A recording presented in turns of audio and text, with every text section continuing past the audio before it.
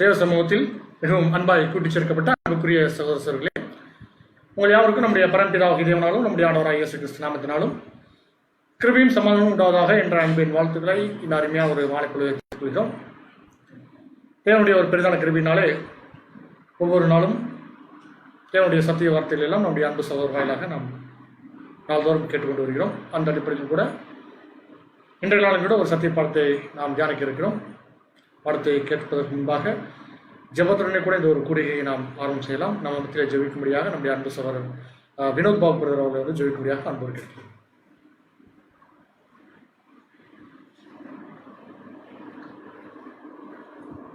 ஜெபம் செய்வோம்.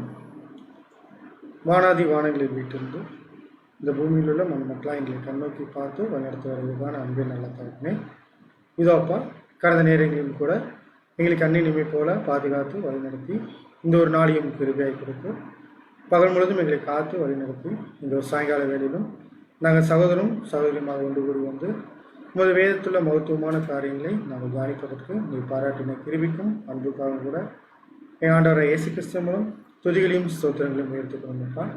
இதோப்பா, இந்த நாளிலும் கூட இந்த உலகத்திலே கோடான கோடி மக்கள் இருந்த போதும் கூட எங்களையும் நீர் உமது மிக பெரிதான கிருபையினாலே இந்த உலகத்திலிருந்து பிரித்து இன்றைய நாளிலும் கூட சகோதர வாயிலாக நீங்கள் கொடுக்கிருக்கின்ற உன்னதமான மன்னாக்காக கூட மீண்டுமாக எங்கள் ஆண்டவராக இயேசு கிறிஸ்து மூலம் துதிகளையும் நன்றிகளையும் உயர்த்துக்கணும்ப்பா. இந்த சத்திய பாடத்தை கேட்கிற பிள்ளைகளாகி நாங்கள் அதை கேட்க மாத்திரமல்லாமல் அதன்படியே ஜீவிக்கலாம் இருக்க தேவையான ஞானத்தையும் பரிசுத்தாவின் வழிநடத்தையும் அதை தந்து ஆசீர்வாதத்தை வழங்கணும்ப்பா. இந்த கூட்டம் துவக்கம் முதல் முடிவடைந்தும் உங்கள் திவ்ய பிரசன்னமிருந்து ஆசீர்வாதத்தை வழிநடத்த வேண்டுமா. எங்கள் கத்தரும் அருமை ரட்சமாக ஆண்டவராகிய இயேசு கிறிஸ்துவின் வெளியேற பெற்ற நாமத்தில் இந்த சிறிய மன்றாட்டை இருக்கும் ஒரு நல்ல பிதாவே, ஆமென்.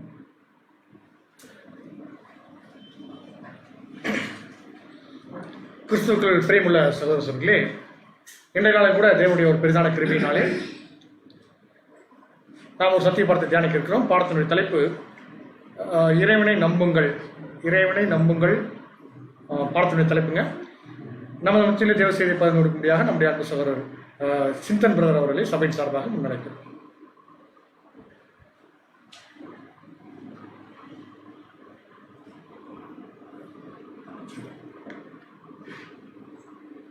கிறிஸ்து இயேசுவுக்குள் அன்பு அழைக்கப்பட்ட அன்புக்குரிய சகோதர சகோதரிகளே, அனைவருக்கும் நம்முடைய பிதாவாகிய தேவனாலும் கர்த்தராகிய இயேசு கிறிஸ்துவினாலும் கிருபையும் சமாதானம் உண்டாவதாக நான் அன்பின் வாழ்த்துக்கள் தெரிவித்துக் கொள்கிறேன். விசேஷமாக நம்முடைய தேவன் இப்படியாக அவருடைய பிள்ளைகளாக இருக்கிற நம்மளையும் அழைத்து இன்றைய நாளிலும் தேவனுடைய சத்திய வார்த்தைகளை நாம் யாவரும் தியானிக்கும்படியாக தேவன் கிருபை செய்துள்ளார். ஆதலால் பிதாவாகிய தேவனுக்கு மீண்டுமாக நம்முடைய ஆண்டவராகிய இயேசு கிறிஸ்து மூலம் நன்றியை எடுத்துக்கொள்ளலாம். இன்றைக்கு பார்க்க போகிற பாடத்தின் தலைப்பு நம்முடைய சகோதரர் சொன்ன விதமாக இறைவனை நம்புங்கள். இந்த இறைவனை நம்புங்கள் அப்படிங்கிற இந்த ஒரு வார்த்தை பேசுவதற்கு ரொம்ப எளிமையான வார்த்தை. ஆனால் அதை நம் வாழ்க்கையில் நடைமுறைப்படுத்துவது பார்த்திங்கன்னா ரொம்ப கஷ்டம். இப்போ நம்மளோட சகோதரர் வந்து ஹாஸ்பிட்டல் இருக்காருன்னு வச்சுங்களேன், அங்கே நம்முடைய சகோதரர் வந்து தேவனுடைய சித்தமாக சொல்ல முடியாது. கண்டிப்பாக நம்ம தேவனுடைய சித்தமாக தான் இருக்கும். அவர் ஒரு கஷ்டத்தில் இருக்கும் போது அவருக்கு நம்ம என்ன ஆறுதல் கூறுவோம் அப்படிங்கிறது நம்மளால சொல்ல முடியாது. ஆனால் ஒரு வார்த்தை நம்ம கண்டிப்பாக சொல்லுவோம், என்ன நடந்தாலும் என்ன பண்ண, கடவுளை நம்புங்க, அவர் சித்தத்தின்படி தான் நடக்குன்னு சொல்லுவோம். அது தெரியும். இதை சொன்னாலும் அவர்னால் அதை ஏற்றுக்கொள்ள மனநிலைமையில் அவர் இல்லானாலும் இந்த வார்த்தையை தவிர நம்மளால எதுவும் சொல்ல முடியாது. காரணம் என்னன்னு பார்த்தீங்கன்னா, இந்த வார்த்தைங்கிறது எல்லாத்துக்கும் மேலாக இருக்கின்ற ஒரு வார்த்தை. இந்த இறைவனை நம்புங்கள் அப்படிங்கிறது சொல்ல பார்த்தீங்களா, சில நேரத்தில் நமக்கு தோணும், நமக்கு வந்த கஷ்டம் இவருக்கு வந்தா தானே தெரியும் அப்படிங்கிற மனசு கூட தோணும்.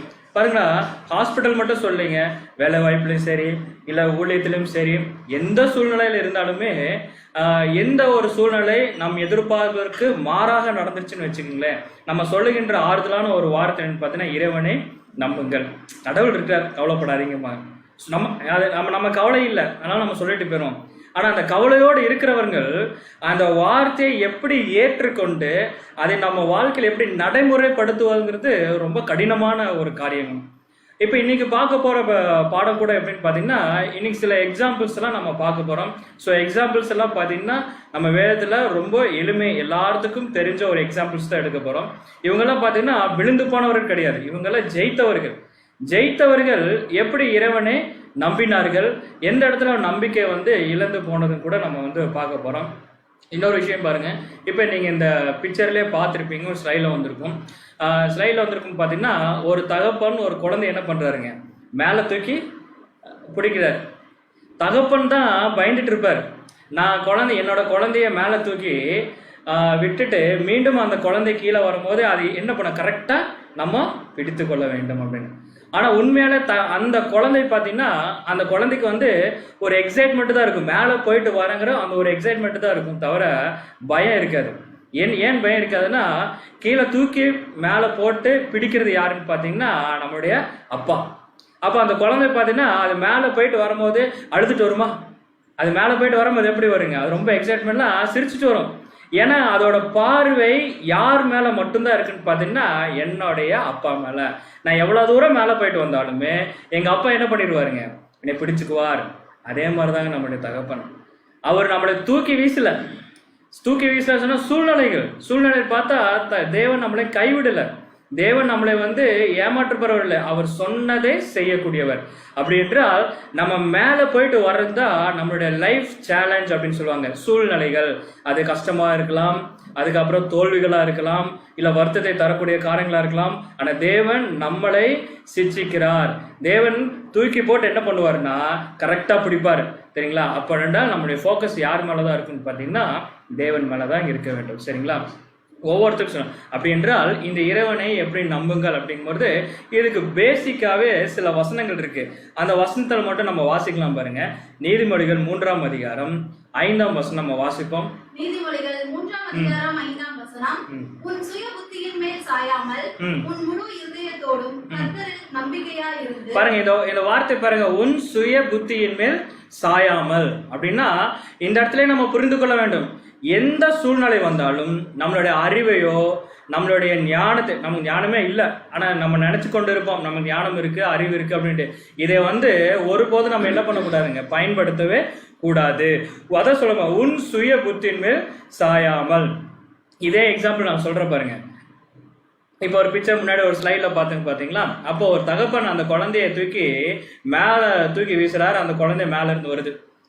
அந்த குழந்தைக்கு அவ்வளோ நாலேஜ் இல்லை, பட் அந்த குழந்தை திங்க் பண்ணுது, எங்கள் அப்பா பார் தூக்கி போட்டு என்னை பிடிக்கிறாரு, நான் இதை ஏதாச்சும் விட்டுட்டாருன்னு என்னன்னு சொல்லிட்டு அந்த குழந்தை ஏதாச்சும் திங்க் பண்ணிட்டு வேற மாதிரி ஒரு டெசிஷன் எடுத்து இப்படி யாரு அப்படியாச்சுன்னா அந்த குழந்தையே விழுந்துரும். தகப்பனால் என்ன பண்ண முடியாதுங்க, பிடிக்க முடியாது. புரிஞ்சுக்கிறதுக்காக தான் சொல்கிறேன். கண்டிப்பாக அந்த குழந்தைகளுக்கு அந்த நாலேஜ் கிடையாது. ஆனால் நம்மெல்லாம் பார்த்தீங்கன்னா வளர்ந்த குழந்தை, நமக்கு எல்லாம் சுய புத்தியில் சாயிருக்கு, எல்லாமே இருக்குது. தேவன் சிச்சிக்கும் போது, தேவன் நம்மளை வழி நடத்தும் போது நம்ம என்னதான் பண்ணோம்னு கேட்டிங்கன்னா சைலண்டாக இருந்து நம்மளை தேவன் கிட்ட ஒப்பு கொடுக்க வேண்டும். அப்படி ஒப்பு கொடுக்காம நம்மளே பெருசாக நினச்சிட்டு நமக்கு எப்படி நமக்கு வரலாம் அப்படின்னு சொல்லி சுய புத்தி மேல் நான் சாய்ந்து கொண்டேன்னா நான் என்ன பண்ணிடுவேன்னு பார்த்தீங்கன்னா பலி விலகி போய்விடுவேன். இது தேவனுடைய தவறு கிடையாது, என் சுய புத்தின்னு வரும்போது மாமிசம் அங்கே வேலை செய்துவிடும். தொடர்ந்து படிப்போம். 6ஆம் வசனம், உன் வழிகளில் எல்லாம் அவரை நினைத்துக்கொள், அப்பொழுது அவர் உன் பாதைகளை செவ்வையாக்குவார். நம்ம என்ன டெசிஷன் எடுத்து அந்த டெசிஷன் நம்ம நடக்காம தேவன் ஒப்பு கொடுத்து தேவன் கொடுக்கின்ற வழியில் நம்ம நடக்கின்ற பொழுது தேவன் அந்த வழியை நமக்கு ஆயத்தப்படுத்துகிறார். தொடர்ந்து படிங்க. 7ஆம் வசனம், நீ உன்னை ஞானி என்று எண்ணாதே. பாத்தீங்களா, இது தாங்க முன்னாடி சொன்னேன், நீ உன்னை ஞானி என்று எண்ணாதே. என்னைக்கு சுய புத்திமா நான் சாய்கிறேனோ அப்படின்னா நான் என்ன நினைச்சுக்கிறேன், நான் சுய புத்திமா சான்ஸ்டா என்ன நினைச்சுக்கிறேன், நான் மிகப்பெரிய ஞானி, எனக்கு தெரியாததா, எனக்கு தெரியாது ஒண்ணுமே இல்லை அப்படின்னு அந்த மாதிரி எண்ணங்கள்லாம் நமக்குள்ள இருந்து ஜென்ரேட் ஆகும். எப்படியே ஜென்ரேட் பழைய மனுஷன் என்ன பண்ணிடுவான், தூண்டி விட்டுருவான். நீ உன்னை ஞானி என்று எண்ணாதே. அப்படி என்றால் நம்ம என்னதான் நினைக்க வேண்டும், நம்ம ஞானி இல்லைன்னா நம்ம யாரு, அதுக்கு ஆப்போசிட்டு தான், வேற ஒண்ணுமே கிடையாது. பைத்தியக்காரன் நம்ம சிஸ்டர் ஹெல்ப் பண்ணிக்கிறாங்க, கரெக்டு தான், நம்ம பைத்தியக்காரர் தான், சரிங்களா? தேவன் கொடுக்கிற அந்த கிருபைக்கும் அவர் சத்தியத்துக்கு முன்னாடி நம்ம எல்லாம் ஒண்ணுமே கிடையாதுங்க. நம்ம பெருசாலாம் நம்ம நினைக்க வேண்டாம். கர்த்தருக்கு பயந்து தீமையை விட்டு விலகு. அடுத்த வசனம் படிங்க. 8ஆம் வசனம், அது உன் நாவிக்கு ஆரோக்கியமும் உன் எலும்புகளுக்கு ஊனமாகும். பாத்தீங்களா, வேற ஒண்ணுமே கிடையாதுங்க. இறைவனை நான் நம்ப வேண்டும் என்றால் என்னுடைய டோட்டலா நான் என்ன பண்ணிடுவேன் தெரியுங்களா, தேவன் இடத்துல நான் சரண்டர் பண்ண வேண்டும். அதே வார்த்தை தான் சரண்டர் அப்படிங்கிறது. பேசுவதற்கு ஈஸி, நடைமுறைப்படுத்துவதற்கு கடினம். பேசுவதற்கு ஈஸி, நடைமுறைப்படுத்துவது மிகவும் கடினம். பாருங்க, இப்போ சில வார்த்தைகள் நான் எங்களுக்கு ஸ்டைல போடுறேன், புரிஞ்சுக்கிற மாதிரி நானும் வாசிக்கிறேன். பாருங்க, இறைவன் மீது நம்பிக்கை வைப்பது மிகவும் அடிப்படை, பேசிக். தேவன் மேல நம்ம நம்பிக்கையை வைக்கிறது வெறும் பேசிக். எல்லாருமே நம்பிக்கை வச்சுக்கிறாங்க. அது என்ன பண்ணுமாமா, நம்ம ஆன்மீக வாழ்க்கை, நம்ம ஸ்பிரிச்சுவல் வாழ்க்கை இன்றியமையாத விஷயம். நான் ஸ்பிரிச்சுவல்ல க்ரோத் ஆகுறேன், நான் சத்தியத்துல வளர்றேன், நான் கிறிஸ்துவுக்குள்ளாக வளர்றேன் அப்படிங்கிறது தேவன் மேல் நம்பிக்கையை வச்சிருக்கிறது ஒரு அடிப்படையான விஷயம். ஆனால் இந்த 2 கேள்விகளும் வழிவகுக்கிறது. இப்படி வரும்போது நமக்குள்ள 2 கேள்வி வருதுங்க. இந்த 2 கேள்வியோட விளக்கம் தான் எக்ஸாம்பிள்ஸோட நம்ம பார்க்க போறோம். அது என்ன 2 கேள்வி? ஃபர்ஸ்ட் கொஸ்டின் என்னன்னு பார்த்தீங்கன்னா, இறைவன் மீதான நம்பிக்கையை நாம் எவ்வாறு அடைவது அப்படின்னா, நான் தேவன்கிட்ட மட்டும்தான் நம்பிக்கை வச்சிருக்கிறேன். அந்த ஒரு எண்டு பாயிண்ட் சொல்லலாம்.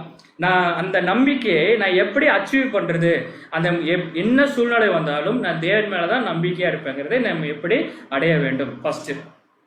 ரெண்டாவது பார்த்தீங்கன்னா, இறைவனை நம்புவதற்கு புரிந்து கொள்ள வேண்டிய சவால்கள் என்ன, வாட் இஸ் தி சேலஞ்ச் அப்படின்னு சொல்லுவாங்க. தேவனை புரிந்து கொள்வதற்கு, அவர் மேல நம்பிக்கை வைக்கிறதுக்கு நாம் எதிர்கொள்ள வேண்டிய சேலஞ்சஸ் என்ன, சரிங்களா? இப்போ இந்த 2 கேள்விக்கு நான் என்ன பண்ணுவேன்னா, ஒவ்வொரு கேள்விக்கும் நான் விடை சொல்ல போறது கிடையாதுங்க. சில எக்ஸாம்பிள்ஸ் எல்லாம் பார்க்க போறோம். சில எக்ஸாம்பிள்ஸ் எல்லாம் பார்த்துட்டு அந்த எக்ஸாம்பிள்ஸோட முடிவில் என்ன பண்ணுறோம், இந்த கேள்விக்குரிய விடை என்ன பண்ணிடலாம்னா நம்ம பார்க்கலாம். நான் முன்னாடியே சொன்ன மாதிரி தான் இந்த பாடத்தில் ஆரம்பத்தில் பார்க்க போற எக்ஸாம்பிள்ஸ் எல்லாமே பார்த்தீங்கன்னா வேதாகமத்தில் தோல்வியுற்றவர்கள் கிடையாது, எல்லாருமே வெற்றி அடைந்தவர்கள். தேவன்கிட்ட ஒரு வார்த்தையை ஏதாவது ஒரு கேட்டு தேவன்கிட்ட இருந்து ஆசீர்வாதம் பெற்றவர்கள், அவங்கள தான் பார்க்க போறோம். ஸோ ஃபர்ஸ்ட் சேலஞ்சை வந்து ஃபேஸ் பண்ணது யாருன்னு பார்த்தீங்கன்னா, ஒரு ஃபேமிலி மெம்பர்ஸ். யாருன்னு பார்த்தீங்கன்னா சகரியா, எலிசபெத். ஸோ உங்களுக்கு நல்லா தெரியும், இவங்க ரெண்டு பேர் யாரையோடைய தகப்பன் தாய்மார்கள் அப்படின்னு பார்த்தீங்கன்னா யோவான் ஸ்நானகன். ஸோ இவங்களோட லைஃப் எப்படிப்பட்டதுன்னு நமக்கு தெரியும். இதில் பாருங்க, முக்கியமான விஷயம், எலிசபெத் தேவனுக்கு பிரியமான ஒரு பெண்மணி. அதே மாதிரி தான் பார்த்தீங்கன்னா நம்ம சகரியா, அவரு கூட பார்த்தீங்கன்னா தேவனுடைய ஊழியத்தை செய்கின்ற ஒரு ஆசாரியர்.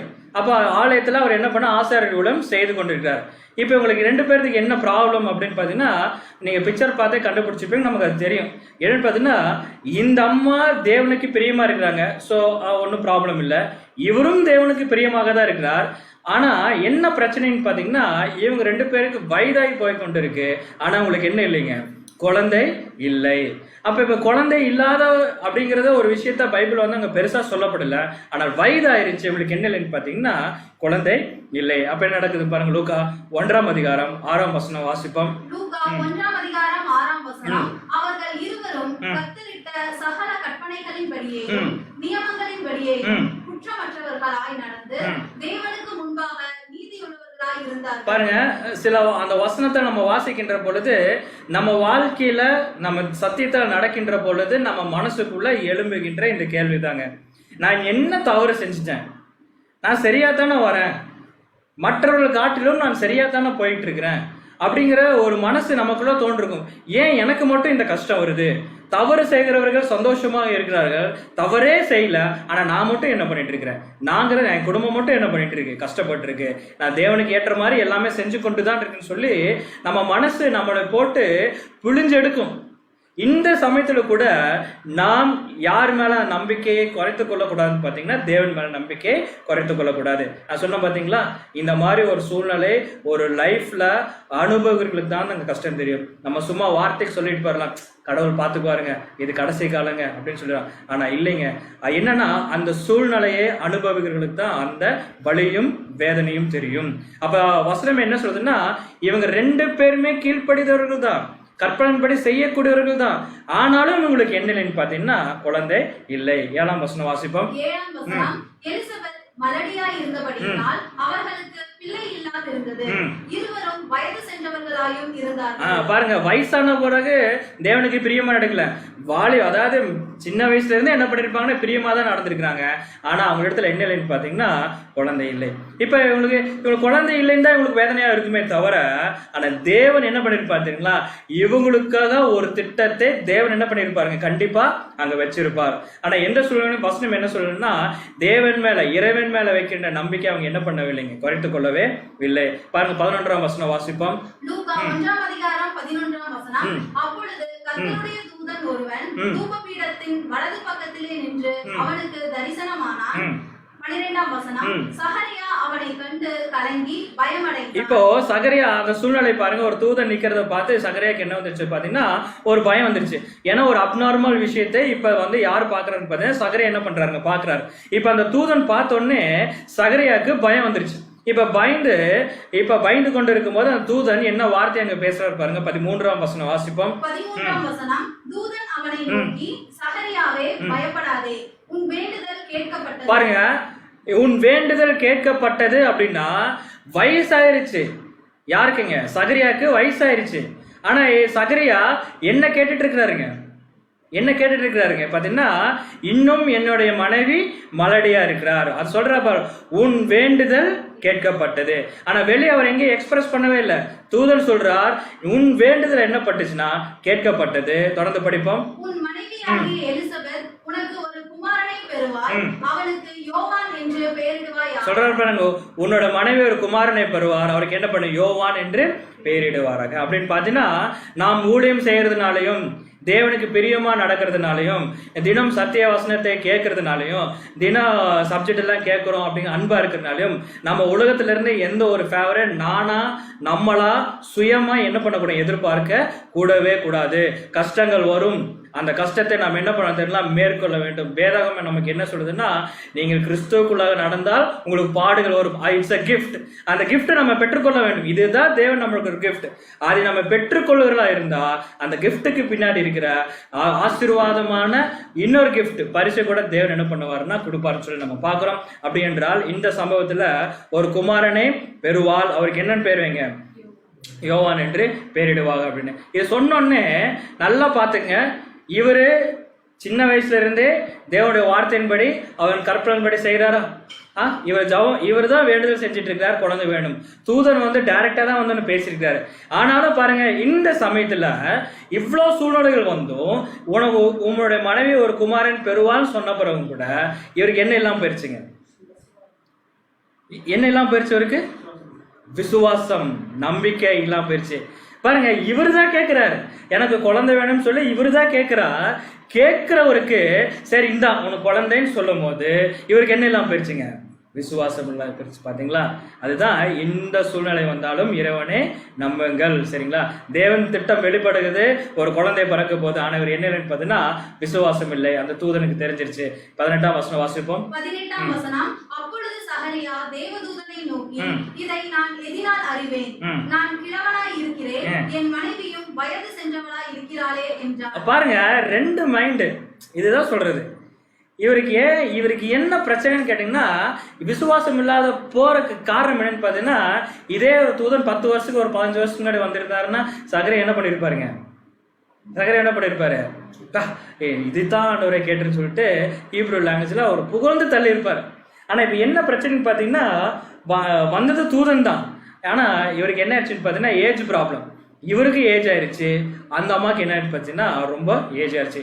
இந்த வயசுல எல்லாம் குழந்தை பிறக்குமா அப்படிங்கிறது இவருக்குள்ள ஒரு சந்தேகம் வந்துருச்சு. அதனாலதான் என்ன பண்றாருன்னா, நான் எதனால் அறிவேன் அப்படின்னு ஒரு அடையாளத்தை யார்கிட்ட கேட்கிறாருங்க? தூதன்ட்ட கேட்கிறாருன்னா யார்கிட்ட கேட்கிற மாதிரிங்க? தேவன்ட்டு என்ன பண்றாருன்னா நம்பிக்கை இல்லாம என்ன பண்ணிருக்காருங்க, எனக்கு ஒரு அடையாளத்தை காட்டுங்க அப்படிங்கிறது.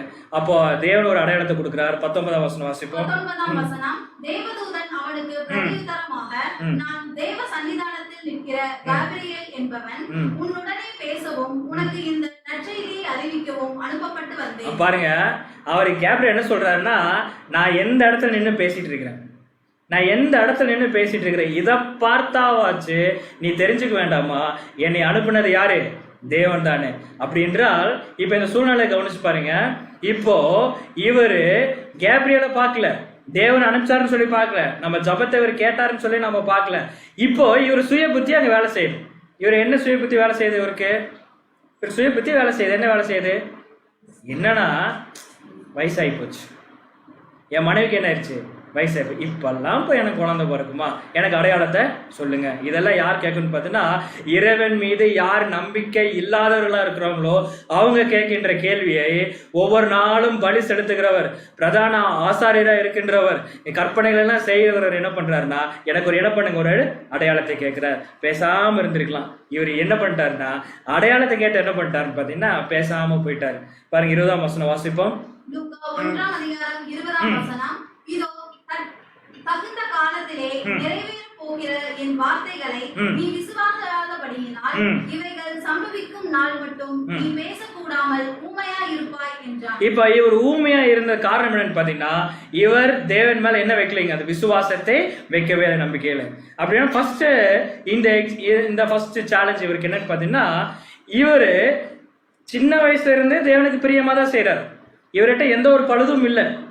இவர் மனைவியும் என்ன பண்றாங்கன்னா பழுது இல்லாம தான் இருக்கிறாங்க. எல்லாமே கரெக்டா தான் போயிட்டு இருக்கு. ஆனா தேவன் ஆசீர்வதிக்கின்ற பொழுதுல இவங்க என்ன பண்ணிட்டாருங்க, சுய புத்தி மேல சாஞ்சிட்டாங்க. அதனால அடையாளத்தை கேட்டாங்க. தேவன் என்ன சொன்னாரு பாத்தீங்கன்னா, அடையாளமா இனிமேல் என்ன பண்ண மாட்டேன், குழந்தை பிறக்கிற வரைக்கும் நீ பேசாமல் இருப்பாய் அப்படின்னு சொல்லிட்டு அப்படியே என்ன பண்ணிட்டாருன்னா வாயை அடைச்சிட்டாரு சொல்லி பார்க்கிறோம். அப்ப என்றால் பாருங்க, இதுதான் முன்னாடியே சொன்னேன், நாம் ஊழியம் செய்யலாம், தேவனுக்கு பிரியமாக நடந்து கொண்டு இருக்கலாம். ஆனா ஒரு கஷ்டம் வரும்போது தேவன் ஒரு நம்பிக்கையை ஒரு கொடுக்கின்ற பொழுது நாம் என்ன பண்ணக்கூடாது, சுய புத்தி மேல ஃபர்ஸ்ட் சாயவே கூடாது. சரிங்களா? ஃபர்ஸ்ட் அடுத்தது பாத்தீங்கன்னா, இவருடைய குமாரன் யாருன்னு பார்த்தீங்கன்னா ஜான் தி பேப்டிஸ்ட். ஸோ இவர் எப்படிப்பட்டவர் அப்படின்னு பார்த்தீங்கன்னா நமக்கு நல்லா தெரியும். இஸ்ரேல் ஜனங்களை தைரியமாக திட்டக்கூடியவர் யாருன்னு பார்த்தீங்கன்னா யாரு, யோவான் ஸ்நானகன். இவர் என்ன சொல்ல, இவர் தான் தைரியமாக திட்டுவார், விரியன் பாம்பு குட்டிகளே அப்படின்னு. சரிங்களா? இயேசு கிறிஸ்து கூட என்ன சொன்னாரு, அவர் கோழி குஞ்சம் தான் அவர் கம்பேர் பண்ணார். ஆனால் இவர் தான் எப்படி கம்பேர் பண்ணிக்கிறாருங்க, இவர் கோழி குஞ்செல்லாம் இவர் சொல்லவே இல்லை. எடுத்தோன்னே என்ன சொல்லிட்டாரு, நீங்களா விரியன் பாம்பு குட்டிகள், விஷம் உள்ளவர்கள். அதாவது அவ்வளோ போல்ட்னஸ் உள்ளவர். போட்டிருக்க ட்ரெஸ்ஸும் பிஹேவியரும் வாழ்கின்ற இடம் எல்லாமே பார்த்தீங்கன்னா எலியா மாதிரி ஒரு போல்டு பர்சன் தான். சரிங்களா? இப்போ இந்த போல்டு பர்சன் தன்னுடைய வாழ்க்கையில 4 முக்கியமான காரியங்களை இயேசு கிறிஸ்துக்காக முன் அறிவிக்கிறார். பாருங்க ஊழியங்கள் எப்படிப்பட்ட ஊழியங்களா இருக்கு. ஸோ ஒன்னா நம்ம பார்க்கலாம். பாருங்க ஃபர்ஸ்ட் ஒன் என்னன்னு பார்த்தீங்கன்னா யோவான் 1ஆம் அதிகாரம் 21ஆம் வசனம் வாசிக்கலாம். ஸோ கொஞ்சம் வெயிட் பண்ணுங்க சிஸ்டர். ஸோ என்னன்னு பார்த்தீங்கன்னா யோவான் 1ஆம் அதிகாரம் 29ஆம் வசனத்தில் அவர் என்ன பண்ணார், first he identify Jesus as the lamb of God. முதல் இயேசு கிறிஸ்து என்னன்னா அடிக்கப்படுகின்ற ஆட்டுக்குட்டி, தி லேம்ப் ஆஃப் காட், தேவனுடைய ஆட்டுக்குட்டி அப்படிங்கிறத அந்த இடத்துல ஐடென்டிஃபை பண்றதே யாருன்னு பார்த்தீங்கன்னா யோவான் ஸ்நானகன். வாசிங்க சிஸ்டர் இப்போ வசனம். யோவான் 1ஆம் அதிகாரம் 29ஆம் வசனம். மறுநாளிலே யோவான் இயேசுவை தன்னிடத்தில் வரக்கண்டு, இதோ உலகத்தின் பாவத்தை சுமந்து தீர்க்கிற தேவ ஆட்டுக்குட்டி. பாருங்க, இவர் ஒருத்தர் தாங்க விட்னஸ் பண்றார், யாருக்குமே தெரியல, இஸ்ரேல் ஜனங்களுக்கும் தெரியல, உலக ஜனங்களுக்கும் தெரியல. ஒரே ஒருத்தர் விட்னஸ் பண்றார், யாருன்னு பாத்தீங்கன்னா யோவான் ஸ்நானகன். என்ன சொல்றேன்னா, உலகத்தின் பாவத்தை சுமந்து தீர்க்கிற தேவ ஆட்டுக்குட்டி. அப்படி என்றால் இஸ் a ஸ்பெஷல் பர்சன். யோவான் ஸ்நானகன் ஒரு ஸ்பெஷல் பர்சன். சரிங்களா? இப்போ அடுத்தது அவர் என்ன சொல்றான்னு பாருங்க. செகண்ட்லி he said, ரெண்டாவது என்ன சொல்றான்னு பார்த்தீங்கன்னா, Jesus was preferred before me. அப்படின்னா எனக்கு முன் இருப்பவர். பாருங்க, எனக்கு முன்னே இருப்பவர். தேவன் இந்த உலக ஜனங்களுடைய பாவத்தை நிவர்த்தி செய்யும் பொருட்டாக, அவருடைய ராஜ்யம் இங்க ஸ்டார்ட் பண்ணும் பொறுத்தாக, தேவனுடைய காரியங்களை நடைமுறைப்படுத்துறதுக்காக எனக்கு முன்னாடியே ஒருத்தர் அவர் முன் குறிச்சிருக்கிறார். அவர் யாருன்னு பாத்தீங்கன்னா ஆண்டவராகிய இயேசு கிறிஸ்து. அவரை சொல்றதுக்கு தான் நான் வந்திருக்கிறேன். அப்படின்னா என்னை காட்டிலும் அவர் எப்படிப்பட்டவர், மிகப்பெரியவர் அப்படி சொல்லி தேவன் ப்ரிஃபர் பண்ணுங்க சொல்லி எல்லா ஜனங்களுக்கு முன்னாடி சொன்னவர் யாருன்னு பார்த்தீங்கன்னா யோவான் ஸ்நானகன் தாங்க. வசனம் வாசிக்கலாம் பாருங்க. யோவான் 1ஆம் அதிகாரம் வசனம் 30-31. யோவான் 1ஆம் அதிகாரம் 30 மற்றும் 31ஆம் வசனம். எனக்கு பின் ஒருவர் வருகிறார், அவர் எனக்கு முன்னிருந்தபடியால் என்னிலும் மேன்மை உள்ளவர் என்று நான் சொன்னேன், அவர் இவர்தான். பாருங்க எப்படி சொல்றாரு பாருங்க. எனக்கு பின் ஒருவர் வருகிறார், எனக்கு பின் ஒருத்தர் வராருக்கும். ஆனா எனக்கு பின் வருகிறவர் என்னன்னு பாத்தீங்கன்னா எனக்கு முன் இருந்தபடினார். எனக்கு பின்னாடி வரவர் எனக்கு முன்னாடியே இருந்தவர் சொல்றாரு. எனக்கு பின்னாடி வருவர் எனக்கு முன்னாடியே இருந்தவர். அவர் எப்படிப்பட்டவர்னா என்னிலும் மேன்மையுள்ளவர். என்னிலும் சொல்ற அவர் ஒருத்தர் தான் மேன்மையுள்ளவர் அப்படிங்கிறது ஓப்பன் விட்னஸ் கொடுக்குறார். அப்படி என்றால் தேவனோட வார்த்தை மேலும் இவருக்கு நம்பிக்கை இருக்கு. யார் மேல நம்பிக்கை இருக்குங்க? ஆண்டவராகிய இயேசு கிறிஸ்துவ மேல இவருக்கு நம்பிக்கை இருக்கு. அவர் என்னை காட்டிலும் மேன்மையுள்ளவர். இவர் தானே சொல்றார் பாருங்க. 31ஆம் வசனம் வாசிப்போம். 31ஆம் வசனம், நானும் இவரை அறியாதிருந்தேன். இவர் இஸ்ரவேலுக்கு வெளிப்படும் பொருட்டாக நான் ஜலத்தினாலே ஞானஸ்நானம் கொடுத்து வந்தேன் என்றார். பாருங்க, இவருக்கே தெரியாது. அப்படி என்றால் இவரு தான் இயேசு கிறிஸ்து, இவரு தான் தேவன் ஆட்டுக்குட்டின்னு எப்படி யோவான் எப்படி தெரியும் அப்படின்னு பாத்தீங்கன்னா, அதுக்கு தான் தேவன் என்ன பண்றாரு தெரியுங்களா? யோவான் ஸ்நானனுக்கே வெளிப்படுத்துறார். உனக்கு நீ யாருக்காக ஊழியம் செய்ய வருகிறான்னு பாத்தீங்கன்னா, உனக்கு பின்னாடி ஒருத்தர் வர்றாரு பாத்தீங்களா, அவரை நீங்க அறிவிக்க வந்திருக்கிற அவரு தான் யாருன்னு பாத்தீங்கன்னா இவரு. யோவான் ஸ்நானன் மாதிரியே நானும் பேச வேண்டியதா இருக்கு, எனக்கு உனக்கு பின்னாடி வேற வழி இல்லைங்க. வசங்கள் அப்படி இருக்காங்க அப்படின்னு நான் உங்களுக்கு சொல்றேன், சரிங்களா? ஸோ மூணாவது அவர் என்ன சொல்றாருன்னு பாருங்க. Teli he saw the Holy Spirit. வசனம் வாசிக்கலாம் பாருங்க. யோவான் 1ஆம் அதிகாரம் வசனம் 32, 33. யோவான் 1ஆம் அதிகாரம் 32 மற்றும் 33ஆம் வசனம். பின்னும் யோவான் சாட்சியாக சொன்னது, ஆவியானவர் புறாவை போல் வானத்திலிருந்து இறங்கி இவர் மேல் தங்கினதை கண்டேன். நானும் இவரை அறியாதிருந்தேன். ஆனாலும் ஜலத்தினால் ஞானஸ்நானம் கொடுக்கும்படி என்னை அனுப்பினவர் ஆவியானவர் இறங்கி யார் மேல் தங்குவதை நீ காண்பாயோ அவரை பரிசுத்த ஆவியினால் ஞானஸ்நானம் கொடுக்கிறவர் என்று எனக்கு சொல்லி இருந்தார். இந்த பிரிவிலேஜ் யாருக்கு இல்லைங்க? இந்த பிரிவிலேஜ் யாருக்குன்னு பாத்தீங்கன்னா யோவான் ஸ்நானனுக்கு தான். புரிஞ்சுங்களா? அப்போ இவர் எவ்வளவு ஒரு கன்ஃபர்மேஷன் தேவன் கொடுக்குறாரு பாருங்க. இவர் தான்ப்பா என்னன்னா பரிசுத்த ஆவியினால் ஞானஸ்தானம் கொடுக்கிறார் என்று எனக்கு சொல்லியிருக்கிறார். அப்படின்னா இவர் தான் ஞானஸ்தானம் கொடுக்கிறார், இவர் தான் மேன்மை உள்ளவர். நீ யாருக்காக ஊழியம் செய்கிறோ இவருக்கு வழி ஆயத்தப்படுத்திட்டு தான் நீங்க என்ன பண்ண ஊழியம் செய்கிற. ஸோ எல்லாமே இவர் தான் அப்படின்னு சொல்லிட்டு இவர் சொல்லும் போது யோவான் ஸ்நானனுக்கு ரொம்ப சந்தோஷம். ஏன்னா அவர் ஊழியம் செய்கின்றது ஒரு அர்த்தத்தை எங்க நிறைவேறுதுன்னு பாத்தீங்கன்னா இயேசு கிறிஸ்துக்கு ஞானஸ்தானம் கொடுக்க முடியும். ஏன்னா அவருக்கு தான் என்ன பண்ணிருக்காங்க வழியே இவர் என்ன பண்ணிருக்காருங்க ஆயத்தப்படுத்திருக்கார். அப்ப யோவான் ஸ்நானனுடைய ஊழியங்கள் எங்க ஒரு நிறைவடைக்க வாய்ப்பு இருக்கு அப்படின்னு பாத்தீங்கன்னா அந்த இடத்துல இயேசு கிறிஸ்துக்கு ஞானஸ்தானம் கொடுக்குறாரு. அதனால இயேசு கிறிஸ்து சொன்னார், இப்ப நீ என்ன பண்ண இடம் கொடு அப்படின்னு சொன்னார். சோ அந்த இடத்துல யோவான் ஸ்நானன் செய்கின்றது மிகப்பெரிய காரணம். இதற்காகத்தான் யோவான் ஸ்நானன் என்ன பண்ணிருக்காருன்னா இந்த பூமிக்கு வந்திருந்தார், சரிங்களா? அடுத்த விஷயம் பாருங்க. 4வது என்ன நடக்குதுன்னு பார்ப்போம். The fourthly he called Jesus the son of God. இவர்தான் தேவனுடைய குமாரன் அப்படின்னு சொல்லிக்கிறாரு. வசனம் வாசிக்கலாம். யோவான் 1ஆம் அதிகாரம் 34ஆம் வசனம். யோவான் 1ஆம் அதிகாரம் 34ஆம் வசனம். அந்தபடியே நான் கண்டு இவரே தேவனுடைய குமாரன் என்று சாட்சி கொடுத்து வருகிறேன் என்றார். இவர் சொல்லிட்டார், நான் எல்லாத்தையும் பார்த்துட்டேன், தேவன் சொன்னதையும் பார்த்துட்டேன், என்னையோட மேன்மையானவரையும் பார்த்துட்டேன், உலகத்தில் பாவத்தை சுமத்திக்கு தேவ ஆட்டுக்குட்டியும் பார்த்துட்டேன், ஞானஸ்தானம் கொடுத்தாச்சு, ஆவி வந்தும் இறங்கிருச்சு, இவர் தான் தேவனுடைய குமாரன் சொல்லி யார் சாட்சி கொடுக்குறாருங்க? யோவான் ஸ்நானன் சாட்சி கொடுக்குறாரு. நல்லா நோட் பண்ணுங்க, யோவான் ஸ்நானன் சாட்சி கொடுக்குறாரு. இப்படிப்பட்ட யோவான் ஸ்நானன் தான் கடைசியில் என்ன ஆயிடுச்சுங்க? அவருக்கே ஒரு டவுட்டு வந்துருச்சு. நல்லா தானே போயிட்டு இருந்துச்சு, யோவான் ஸ்நானன் நல்லா தானே போயிட்டு இருந்துச்சு, அவருக்குள்ளே ஒரு டவுட் வந்துருச்சு. அவருக்குள்ள என்ன டவுட் வந்துச்சு? லூக்கா 7ஆம் அதிகாரம் 20ஆம் வசனம் வாசிப்போம். லூக்கா 7ஆம் அதிகாரம் 20ஆம் வசனம். அந்தபடி அவர்கள் அவரிடத்தில் வந்து, வருகிறவர் நீர்தானா அல்லது வேறொருவர் வர காத்திருக்க வேண்டுமா என்று கேட்கும்படி யோவான் ஸ்நானகன் எங்களை உம்மிடத்துக்கு அனுப்பினார் என்றார்கள். பாருங்க, இந்த வசனம் நம்ம அடிக்கடி படிச்சுட்டு இருப்போம். பட் இந்த பாடத்துக்கு இந்த வசனத்தை நம்ம எப்படி புரிந்து கொள்ளலாம்னு பாத்தீங்கன்னா, இவர் இயேசு கிறிஸ்து மேல இவருக்கு டவுட் வந்துருச்சுன்னா இவர் யார்கிட்ட தான் கேட்டிருக்கணும்? ஏன்னா இவர் தான் இயேசு கிறிஸ்து, இவர் தான் தேவனுடைய குமாரன் அப்படிங்கிறது இவருக்கு சொன்னது யாரு? தேவன் பரிசுத்த ஆவி மூலம் தான் சொல்லியிருக்காரு. இப்ப இயேசு கிறிஸ்து மேல டவுட் வந்துச்சுன்னா இவர் யார்கிட்ட தான் கேட்டிருக்கணும்? யார்கிட்ட கேட்டா கரெக்டா இருந்திருக்கும்? தேவன்கிட்ட தான் கேட்டா கரெக்டா இருக்கும். இவர் நம்பிக்கை தேவன் மேல வச்சிருந்தாலும் தேவன்கிட்ட தான் கேட்டிருக்கணும். ஆனா இவர் முழுசா யார் நம்பிட்டாருன்னா இயேசு கிறிஸ்துவை நம்பிட்டார். ஏன்னா தேவன் தான் சொல்லியிருக்காரு. இப்ப என்னன்னா, இப்ப தேவன்கிட்ட இவர் போய் கேட்க முடியாது. ஏன்னா எல்லாமே யார்கிட்ட வெளிப்படுத்துறாரு? இயேசு கிறிஸ்து சொல்லிட்டு பார்த்துட்டாரு. அதனால இவர் என்ன பண்ணிட்டாருன்னா நேரம் யார்கிட்டயும் கேட்டுடலாம், இயேசு கிறிஸ்துக்கிட்டே என்ன பண்ணிடலாம்னா கேட்டுடலாம் சொல்லி அவர் என்ன பண்ணிட்டாருன்னா கேட்டேன். இது இவருக்கு வர காரணம் பார்த்தீங்கன்னா, நம்முடைய சகோதரர் இந்த பாடம் முழுக்கும் போது இந்த இடத்துல சொன்னா இட்ஸ் ஓன் அண்டர்ஸ்டாண்டிங் அப்படின்னு சொல்றாரு. அவரா என்ன பண்ணிட்டாருன்னா முடிவு எடுத்துட்டார். ஏன் இந்த முடிவை எடுத்துட்டார் அப்படின்னு பார்த்தீங்கன்னா, இவர் கரெக்டாக சிறையில் இருக்கும் போது சிறையிலிருந்து எப்படியாச்சும் இயேசு கிறிஸ்து நம்மளை காப்பாற்றிடுவார், விடுதலை ஆக்கிடுவார்னு சொல்லி இவர் நினைச்சாரு. ஆனால் இவர் நினைச்சதுக்கு விரோதமா இல்லை, இவர் நினைச்ச மாதிரி அங்கே என்ன பண்ணலைங்க, நடக்கல. அப்படி என்றால் இவருக்கு என்ன வந்துருச்சுங்க, டவுட் வந்துருச்சு. இதைத்தான் முன்னாடி சொன்னோம், இதை எதாவது மீண்டும் மீண்டும் சொல்றோம். அடாடா, நான் சத்தியத்தில் 20 வருஷமா இருக்கிறேனே, நான் தினமும் பைபிள் படிக்கிறேனே, அப்படி சாயந்தரமானா நான் காலையிலேருந்து பைபிள் படிக்கிறேன், சாயந்தரமானா சப்ஜெக்ட் கேட்குறேன், நைட்டானா டிஸ்கஷன் பண்ணுறேன், அப்படியே அப்புறம் சும்மா இருக்கிற சமையல் பண்ணும்போது கூட நான் என்ன பண்ணுறேன், ஹெட்ஃபோன் போட்டு சப்ஜெக்ட் கேட்டுட்டு தான் நான் சமையலே பண்ணுறேன். இப்படியெல்லாம் நாமளே தேற்றிக் கொள்வதற்கான நிறைய காரியங்கள் நம்ம செஞ்சுட்டு தான் இருக்கிறோம், இல்லைன்னு சொல்லவே இல்லை.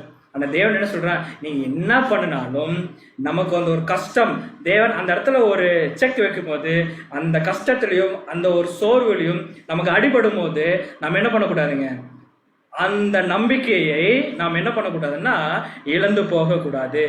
என்ன சூழ்நிலை வந்தாலும் சரி, என்ன சூழ்நிலை வந்தாலும் நான் தேவன் மேல வைத்திருக்க நம்பிக்கையை நம்ம என்ன பண்ண குறைத்து கொள்ள கூடாது.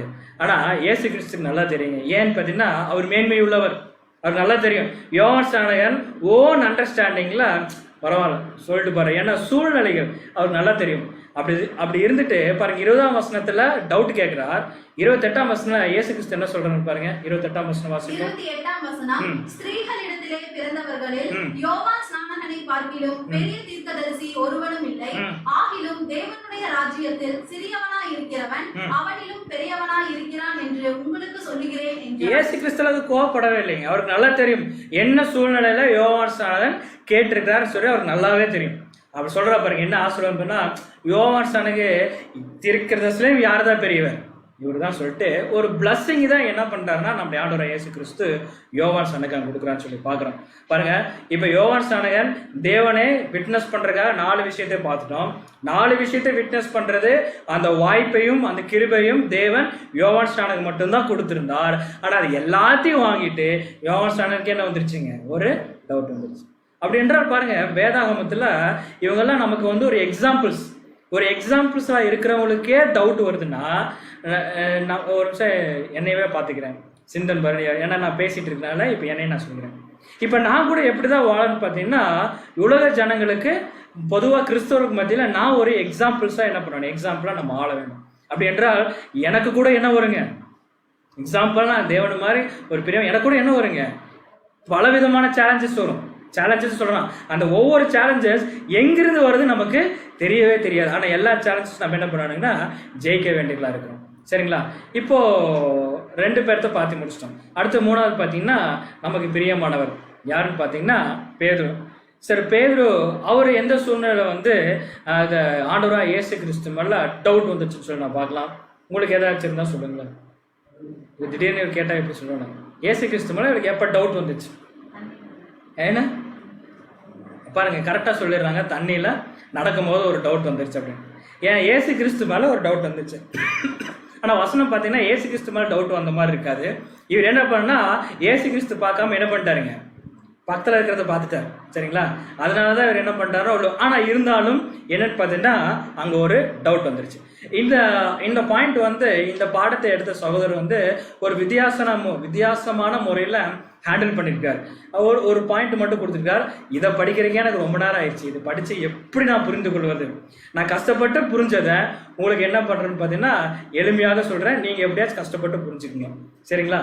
மத்தேயு 14ஆம் அதிகாரம் 26ஆம் வசனம் வாசிப்போம். மத்தேயு 14ஆம் அதிகாரம் 26ஆம் வசனம். அவர் கடலின் மேல் நடக்கிறதை சீஷர்கள் கண்டு கலக்கம் அடைந்து ஆவேசம் என்று சொல்லி பயத்தினால் அலறினார்கள். இப்ப என்னன்னா, இப்ப சீஷர்கள் இந்த தமிழ் பைபிள்ல ரொம்ப எளிமையாகவும் நாகரிகமாகவும் சொல்லப்பட்டிருக்கு. என்ன இருக்கு? கலக்கம் அடைந்து ஆவேசம். ஆவேசம் என்றால் என்ன? நம்ம எல்லாம் என்ன சொல்லுவோம்? அந்த ரூமுக்குள்ள போகாத, ஆவேசம் இருக்குன்னா சொல்லுவோம். உதாரணம் சொல்றேன், புரிஞ்சுக்கிறதுக்காக சொல்ல, அதுக்காக சொல்றேன். அந்த மரத்துக்கிட்ட போகாத நம்ம சொல்றது இல்லை, அங்க ஆவேசம் இருக்குன்னா சொல்றோம். என்ன சொல்லுவோம்? அது போனா அங்க பேய் இருக்கு, அசுத்தம் இருக்கு, அசுத்தம் சொல்லாம பேய் இருக்கு அப்படின்னு. பேய் என்ன பண்ணிடும், அடிச்சிடும் அப்படின்னு உலக ஜனங்கள் சொல்கின்ற வழக்கம். அதே மாதிரிதான் இவங்க என்ன பண்ணிருக்காங்கன்னா, போட்ல பிரயாணமா போய் கொண்டிருக்கும் போது ஒருத்தர் என்ன பண்றாருன்னா, ஏன்னா இப்பதான் ஃபர்ஸ்ட் டைம் பாக்குறாங்க, இதுக்கு முன்னாடி பாத்துருந்தா கூட என்ன பண்ணிருக்க மாட்டாங்க, சரி இயேசு கிறிஸ்து வர ஃபர்ஸ்ட் டைம் பாக்குறாங்க. இவர் என்ன பண்ணிருக்காருங்க, சைடில் வராரோ, ஆப்போசிட்டில் வந்தாரோ. பட் என்ன பண்ணிருக்காருன்னா கடல் மேலே என்ன பண்ணிருக்காருங்க, நடந்து வந்துட்டு இருக்கார். இதை பார்த்தோன்னே இவங்களுக்கு என்ன கலக்கம் அடைந்து பயம் வந்துருச்சு. இப்படி வயிற்ற போட்டுச்சு, ஒரு கலக்கிருச்சு, ஆவேசம் ஏற்றிருச்சு. பயத்தினா எல்லாம் பண்ணிருக்காருங்க, கம்முன்னு உட்காந்துருந்தாங்களா. என்ன பண்ணா பேயை பார்த்தா அலறுவோம்னு சொல்ற பார்த்தீங்களா, அந்த மாதிரி அலறாங்க. அலறும் போது போட்டே ஆடும், அந்த அளவுக்கு அலறிட்டு இருக்கிறாங்க. இப்ப என்ன நடக்குது பாருங்க, 27ஆம் வசனம் வாசிப்போம். 27ஆம் வசனம். உடனே இயேசு அவர்களோட பேசி, திடன் கொள்ளுங்கள், நான் தான், பயப்படாதிருங்கள் என்றார். முதல்ல இவங்க என்ன பண்ணுவானுங்க, அந்த அலறிட்டு இருக்கிறாங்க, அதே முதல்ல ஸ்டாப் பண்ணணும். முதல்ல என்ன பண்ணாங்க, அதையே ஸ்டாப் பண்ண. என்ன சொல்றாரு, திடன் கொள்ளுங்கள், நான் தான். பேய்ன்னு கத்திட்டு இருக்காதீங்க, அலறாதீங்க. யாரு, நான் தான் வந்திருக்கிறேன், என்னை பார்த்து பேய்ன்னு கத்திட்டு இருக்கேன். முதல்ல நீங்க என்ன பண்ணாதீங்க, பயப்படாதீங்க. ஏன்னா பயப்படுறது நின்றுட்டாலே இந்த அலறல் அப்புறம் இந்த கலக்க மட்டத்தில் என்ன ஆயிருங்க, ஸ்டாப்பு. இப்போ பாருங்க, இப்போ அடுத்த சுச்சுவேஷன் எப்படி இருக்குன்னு பாருங்க. இப்போ ஒருத்தர் ரொம்ப எக்ஸைட்மெண்ட் ஆயிட்டார். ரொம்ப எக்ஸைட்மெண்ட், அதான் தெரியுமே நமக்கு. அவர் ரொம்ப, ஏன்னா இயேசு கிறிஸ்து மேல அவ்வளோ அன்பு வைத்தவர், ரொம்ப எக்ஸைட்மெண்ட் ஆயிட்டாரு. இவருக்கு ஒரு ஆசை வந்துருச்சு. என்ன ஆசை, 28ஆம் வசனம் பாருங்க. எல்லாரும் பயந்து போய் அமைதியா அப்பாடா சாமின்னு சொல்லி என்ன பண்ண அமைதியா உட்காந்துருக்கும் போது இவரு என்ன பண்ணிருக்கலாம், யாருங்க, பேதுரு. இவரு பேசாம இருந்திருக்கலாம். ஆனா இவர் என்ன பண்றாரு பாருங்க, 28ஆம் வசனம் வாசிப்போம். 28ஆம் வசனம். பேதுரு அவரை நோக்கி, ஆண்டவரே, நீரே ஆனால் நான் ஜலத்தின் மேல் நடந்து உம்மிடத்தில் வர கட்டளையிடும் என்றான். ஒரு வருஷம் இது யாருமே சிந்திச்சது இல்லைங்க. எனக்கு இது படிக்கும்போது யோசனை வரும், இவர் என்ன தைரியத்துல நீரே ஆனால் நீங்க என்ன பண்ணு, நீரே ஆனால் நீ என்ன பண்ணு, ஜலத்தின் மேல் நடக்கிறதுக்கு என்ன கட்டளையிடும் சொன்னாரு. இவர் என்ன தைரியத்தில் சொன்னாரு. ஏன்னா இந்த சம்பவம் படிக்கும் போது நம்ம பேதுரு என்ன பண்ணோம்னா திட்டுறது. அற்ப விசுவாசி ஒரு எக்ஸாம்பிள் சொல்லுங்க, பேதுரு அப்படிமா. ஏன் அவர் இடத்துக்குள்ள போயிட்டாருங்களாமா, தண்ணிக்குள்ள போயிட்டாரா? அற்ப விசுவாசி எக்ஸாம்பிள் பேதுரு. உடனே நம்ம மைண்ட்ல யார் வரும்னா பேதுரு. இவர் என்ன சொல்ற பாருங்க, நீரே ஆனால் ஜலத்தின் மேல் நடக்க என்ன கட்டளையிடும் அப்படின்னு சொல்லிக்கிறார். யோசிச்சு பாருங்க. ஒருவேளை அது ஒரு புரிந்து கொள்வதற்காக, யாரும் தப்பா நினைச்சுக்க வேண்டாம், வரது இயேசு கிறிஸ்து இல்லைன்னு வச்சுக்கோங்க. வரது இயேசு கிறிஸ்து இல்லை, ஆவேசம், உண்மையாலே ஆவேசம் வந்துருச்சு. அதான் சாத்தான் கூட என்ன பண்ணியிருக்காருங்க, இயேசு கிறிஸ்து வேஷம் தானே போட்டிருக்காரு, உண்மையாலே ஆவேசம் வந்துருச்சு. இப்போ ஆவேசத்துக்கு கேட்டால் பேதுரு கேட்குறேன்னு வச்சுங்க, நீரே ஆனால் ஜலத்தின் மேல் நடக்க கட்டளையிடும் கேட்டாருன்னா பேதுரு எடுத்து கால் வச்சோன்னு என்ன இருக்குங்க,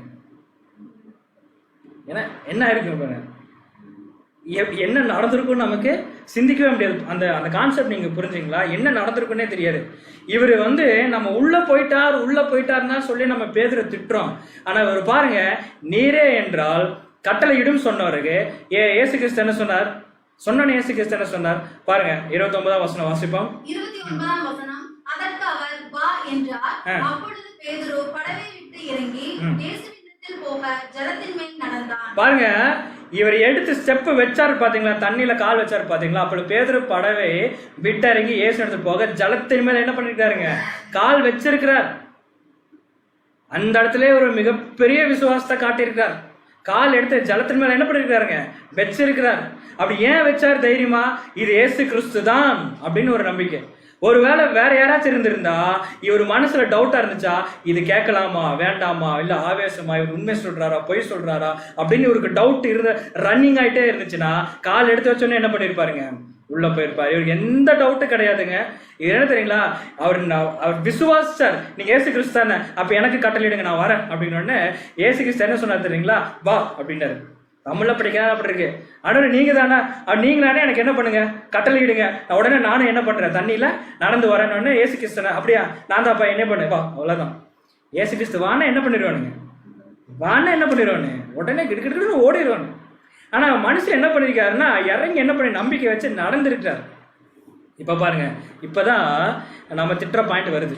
ஜலத்தின் மேல், அந்த பாயிண்ட் பாருங்க, ஜலத்தின் மேல் நடந்தான்னா ஒரு எத்தனை மீட்டர் நடந்திருப்பார், சரி எத்தனை அடியில் நடந்திருப்பார், நமக்கு அடினால கணக்கு அது தெரியாது. ஆனா எனக்கு ஒரு 2 அடியா சின்ன பண்ணிருப்பாருங்க, 2 அடியா சின்ன பண்ணிருப்பாருங்க. நம்ம எல்லாம் ஒரு தொட்டுக்குள்ள கூட நம்மளால என்ன பண்ண முடியாது, நடக்கவே முடியாது. அது மாதிரி என்ன கூட நம்மளால முடியாது. என்னன்னா திட்டுறது. இவர் என்ன பண்ணிருக்காருன்னா ஜலத்தின் மேல் நடந்திருக்காரு. நீ யோசிச்சு பாருங்க, ஒரு நடுக்கடல்ல போட்ல போயிட்டு இருக்கும் போது அந்த ஷிப்ல இருந்து எந்திரிச்சு கடலை மட்டும் பாருங்க, எந்திரிச்சு நடக்கவே வேண்டாம். என்ன பண்ணி தெரியுங்களா, தலை சுத்தி அப்படியே கடலுக்குள்ளேயே விழுந்துருவோம். ஆனால் இவர் ஒரு மீனவர்னால இவருக்கு அந்த ஊருக்கு பயம் இருக்காது. பட் இருந்தாலும் ஜலத்தின் மேல் என்ன பண்ணியிருக்காருன்னா நடந்திருக்காரு. இப்போ என்ன பிரச்சனை வருது? 30ஆம் வசனம் வாசிப்போம். 30ஆம் வசனம், காற்று பலமாய் இருக்கிறதை கண்டு பயந்து அமிழ்ந்து போகையில் ஆண்டவரே என்னை ரட்சியும் என்று கூப்பிட்டார். இப்போ இவருக்கு பிரச்சனை என்ன பிரச்சனை?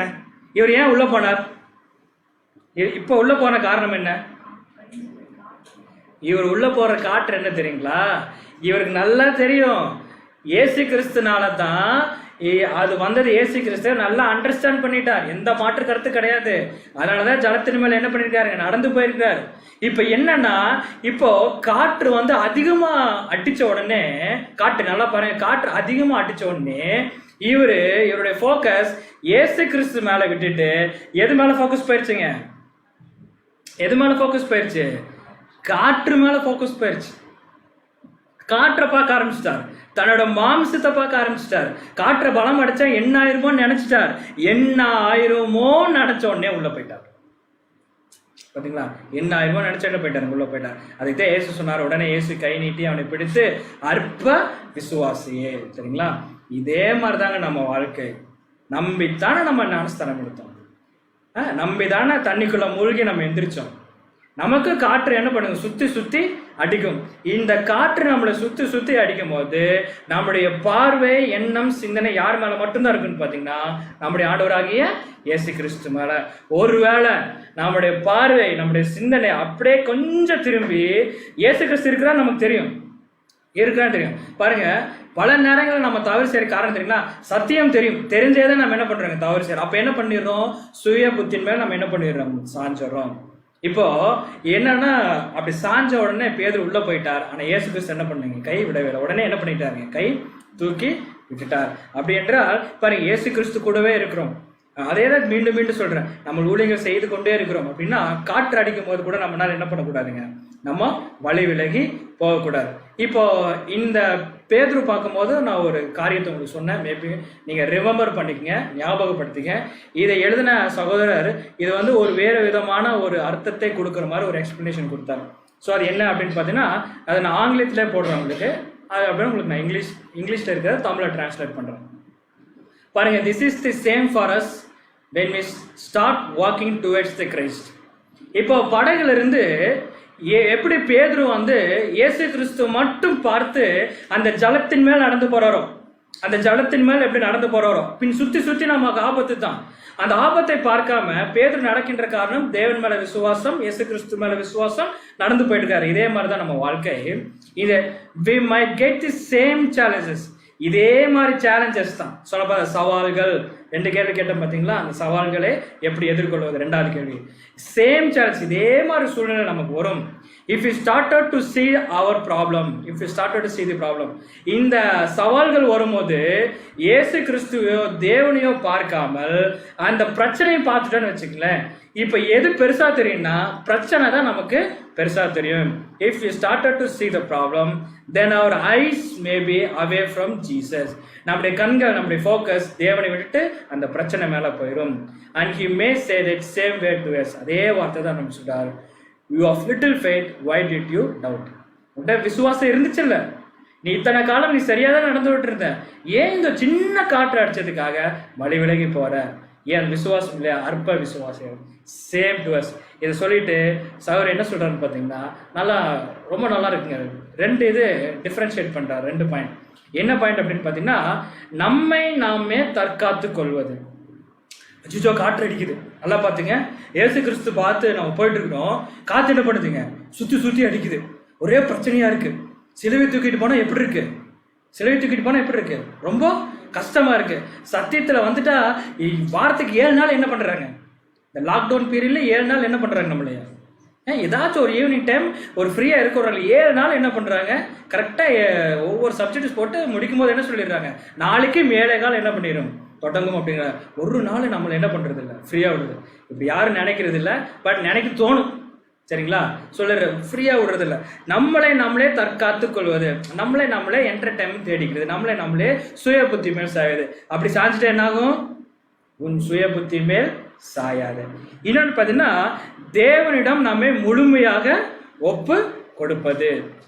அப்படின்னா டோட்டல் என்ன பண்ணுங்க? சரண்டர் ஆயிடுறது. அது பாருங்க, இப்படி நம்மளே நாமளே தற்காத்து கொள்வது எதற்கு ஒப்பனையா இருக்குன்னு சொல்லி இந்த சகோதரர் சொல்றாருன்னு பாத்தீங்கன்னா, கானானை பார்க்க முடியாமல் போகும். இஸ்ரேல் ஜனங்கள் என்ன பண்ணாங்க, வனாந்திர பிரயாணத்தை நடந்து கொண்டு போயிட்டு இருக்கும் போது அந்த கானான் தேச பக்கத்துல போயிட்டு என்ன பண்ணாங்கன்னா வேவு பார்த்துட்டு வந்தாங்க.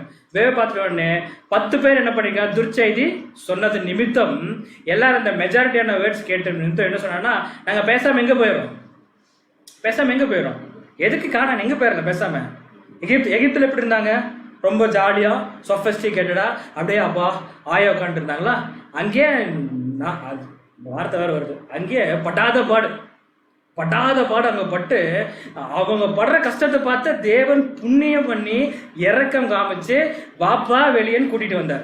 ஆனா இப்ப இவங்க மைண்ட் என்ன இருக்கு, நாங்க என்ன பண்ணிடுறேன், அங்கேயே போயிடும். அதே மாதிரிதாங்க நம்ம கூட இந்த இயேசு கிறிஸ்துவன் பார்த்துட்டு சத்தியத்தை கேட்டு இந்த ஜலத்தின் மேல் நடந்து கொண்டு போயிட்டு இருக்கும் போது ரொம்ப கஷ்டமா இருக்கு, பேசாம என்ன பண்ணிடலாம், பேக் டு தி பெவிலியன் மாதிரி பேசாம என்ன பண்ணிடலாம், அங்கேயே போறலான்னு போயிட்டா நம்மளும் எது பார்க்க முடியாதுங்க, பரம கானானே பார்க்க முடியாது. அப்புறம் நமக்கு என்னன்னு பார்த்தீங்கன்னா, நம்ம தைரியமா போறதுனால நிச்சயமாக நம்ம பரம கானானை என்ன பண்ணுவாங்க, பார்ப்போம். ஸோ இப்போ எவ்வளோ நேரம் யாரும் பார்த்துருக்குறேங்க, பேதுருவை பார்த்துருக்கோம். ஸோ இவங்க எல்லாருமே பார்த்தீங்கன்னா இயேசு கிறிஸ்து கூட இருந்துட்டே என்ன பண்ணாதீங்க, அவங்களுக்குள்ளாக வந்த டவுட்ஃபுல் பர்சன். வேற யாராச்சும் இயேசு கிறிஸ்து கூட இருந்தே டவுட் வந்திருக்கா? கமெண்ட்ஸில் வேணும் போடுங்க. சப்ஜெக்ட் முடிச்ச உடனே நான் என்ன பண்ணிடுறேங்க, அந்த கமெண்ட்ஸை நான் படிச்சு இயேசு கிறிஸ்து கூட இருந்துட்டு யாராச்சும் டவுட் வந்திருக்கா, நம்பிக்கை இல்லாமல் போயிருக்கா? ஒருத்தர் இருக்கிறாரு, அவரே நம்ம பார்த்துருவோமே, யார் அவரு, தோமா, அப்போஸ்தலர் தோமா. இவருக்கு ஒரு வித்தியாசமான ஒரு டவுட். சரிங்களா, என்ன இது பாருங்க, யோவான் 20ஆம் அதிகாரம் 25ஆம் வசனம் வாசிப்போம். யோவான் 20ஆம் அதிகாரம் 25ஆம் வசனம். மற்ற சீஷர்கள் கர்த்தரை கண்டோம் என்று அவனுடனே சொன்னார்கள்.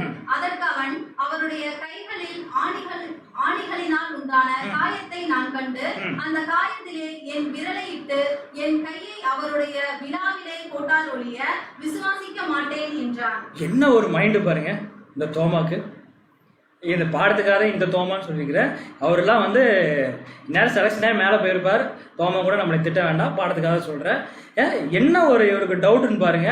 என்னன்னு பார்த்தீங்கன்னா, அதாவது இவர் எந்த கையில் ஆணை அடித்தாலும் நான் அதை என்ன பண்ணுவேன், அதை போய் அதை கண்டு அந்த காயத்தை என்ன பண்ண தொடுவேன்னு சொல்கிறார். அது அந்த வசனம் பாருங்க, அந்த காயத்தினால் என் விரலை இட்டு, எப்படிங்க விரலை இட்டு, அதான் ஆணை அடிச்சு உள்ள போயிருக்கல, விரலை இட்டு என்னுடைய கையை அவருடைய விழாவிலே போட்டாலுடைய, விழாவில் என்ன பண்ணியிருக்கிறாங்க, குத்திருக்கிறாங்கல்ல, விழாவில் குத்திருக்கிறாங்க. இதில் என்ன பண்ணியிருக்கிறாங்க, இங்கே ஆணை அடிச்சிருக்காங்க பார்த்தீங்களா. அப்படி இந்த இடம் எப்படி இருக்கும், கண்டிப்பாக இந்த இடம் இப்படி ஹோல்ஸ் இருக்கும் இல்லைங்க. நான் விரலை என்ன பண்ணுறேன், விரலை விட்டு இப்படி எல்லாம் பார்த்து நான் கன்ஃபார்ம் பண்ண பிறகுதான் நான் என்ன பண்ணுவேன். ஏன் இவ்வளோ டவுட் இவருக்கு? மற்ற சீஷர்லாம் சொல்றாங்க, இல்லைலாம் நான் வந்தது யாரு, இயேசு கிறிஸ்துவ தான் நாங்கள் என்ன பண்ணோம், பார்த்தோம் அப்படின்னு. இவ்வளோ பெரிய டவுட்டு. என்ன தெரியுங்களா இந்த பாடம்?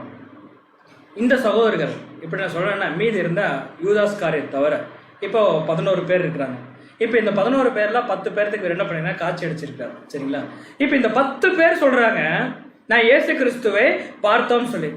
இப்போ தோமாக்கு என்னன்னு பார்த்தீங்கன்னா, இயேசு கிறிஸ்து உயிர் தெழுந்தார் அப்படிங்கிறது ஒரு நம்பிக்கையும் இல்லை. ஃபர்ஸ்ட்.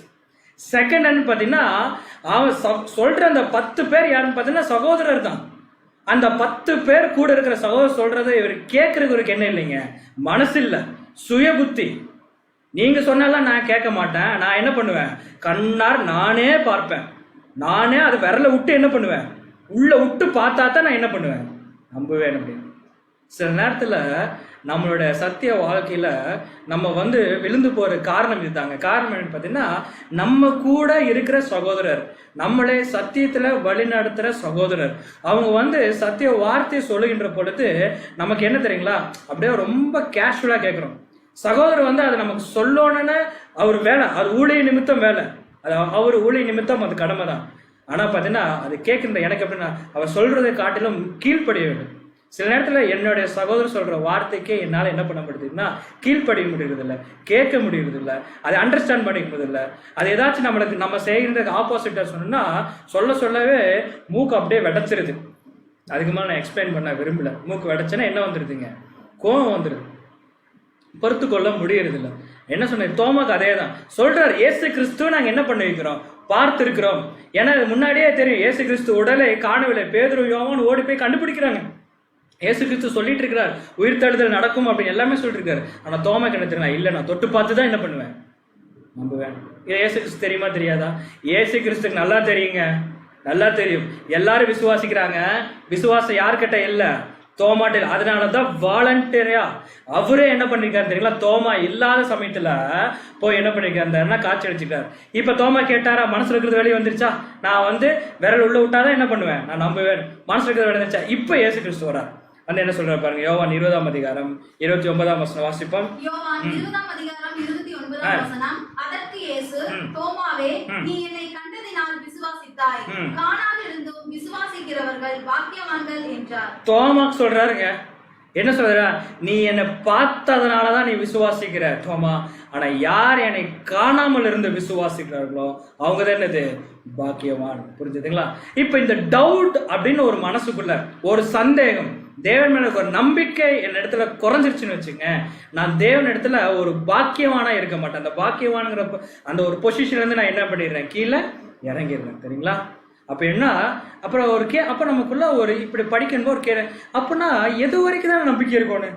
இது ஒரு கேள்வி பவுல்கிட்ட வைக்கிறேன்னு வச்சுக்கோங்க. ஃபார் எக்ஸாம்பிள், அப்போஸ்தலன் பவுல் எது வரைக்கும் நான் நம்பிக்கையா இருக்கணும் அப்படின்னா, பவுல் என்ன ஆன்சர் பண்ணியிருப்பார்?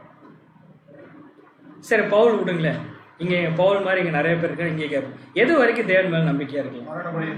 மரண பரியந்தம். சரிங்களா? அது வரைக்கும் என்ன பண்ணா நம்ம தேவன் மேல நம்பிக்கை. மரண பரியத்துக்கு அப்புறம் ஒண்ணுமே இல்லை அப்படின்னா, அட் லாஸ்ட் இதுதான் லாஸ்ட் அப்படின்னா அது வரைக்கும் நான் என்ன பண்ணணும்னா, நான் தேவன் மேல இறைவன் மேல நம்பிக்கை வைத்திருக்கணும். Okay right. இப்போ தோமா முடிஞ்சிருச்சு. அடுத்தது யாருன்னு பாத்தீங்கன்னா ஏர்லி சர்ச்சஸ். அதுக்கப்புறம் பெந்தகோஸ்தே நாளுக்கு பின்னாடி இருந்த ஊழியம் செய்து கொண்டிருந்த பரிசுத்தவான்களும் அதுக்கப்புறம் அவருடைய சீஷர்களும் அவங்களுடைய சூழ்நிலைகள் எப்படி இருந்துச்சுன்னு பார்த்தீங்கன்னா, அவங்களுக்கு கூட ஒரு டவுட் வந்துச்சு. இப்போ இந்த டவுட் எப்படி எடுத்துக்கலான்னு பார்த்தீங்கன்னா, பெந்தகோஸ்தே நாளுக்கு அப்புறம் தேவனுடைய பரிசுத்தாவே எல்லாத்து மேலும் இறங்கி வல்லமையா அங்கே என்ன பண்றீங்க செயல்பட்டு கொண்டு இருக்கும் போது அங்க ஒரு ஏரோது இருந்தார், அகிரிப்பா. ரொம்ப ஃபேமஸான ஒரு ஏரோது. யாருன்னு பார்த்தீங்கன்னா இந்த அகிரிப்பா. இந்த அகிரிப்பா இந்த ஸ்பெசிஃபிக்கா யூத ஜனங்களுக்கு பிடிக்காதவர்கள் யாருன்னு பார்த்தீங்கன்னா இந்த கிறிஸ்துவர்களா இருக்கின்ற இவங்களை என்ன பண்ணிருக்கான்னு பார்த்தீங்கன்னா, ஃபர்ஸ்ட் யார் அரெஸ்ட் பண்ணிடுறாருன்னு பார்த்தீங்கன்னா யாக்கோபு அரெஸ்ட் பண்ணி என்ன பண்ணிட்டாருங்க, கொலை செஞ்சுட்டாரு.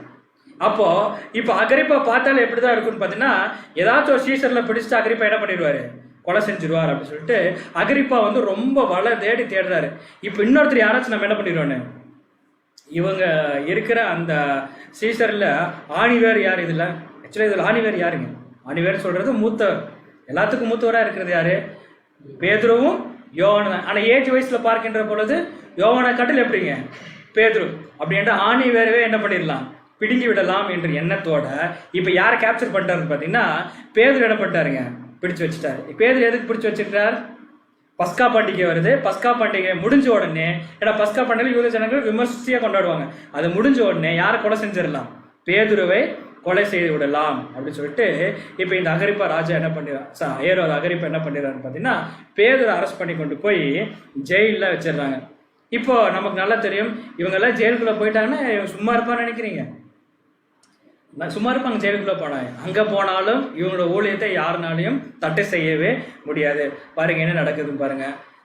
அப்போஸ்தலர் 12ஆம் அதிகாரம் 3ஆம் வசனம் வாசிப்போம். அப்போஸ்தலர் 12ஆம் அதிகாரம் 3ஆம் வசனம். அது யூதருக்கு பிரியமா இருக்கிறது என்று அவன் கண்டு பேதுருவையும் பிடிக்க தொடர்ந்தான். அப்பொழுது புளிப்பில்லாத அப்ப பண்டிகை நாட்களாக இருந்தது. பாத்தீங்களா? இப்போ ஏரோது அரெஸ்ட் பண்ண காரணம் என்னன்னு பாத்தீங்கன்னா, வெஞ்சன்ஸ் இல்ல, பேதுரு மேல இருக்கிற ஒரு கோவமோ வெஞ்சன்ஸோ பழி வாங்குதலோ கிடையாது.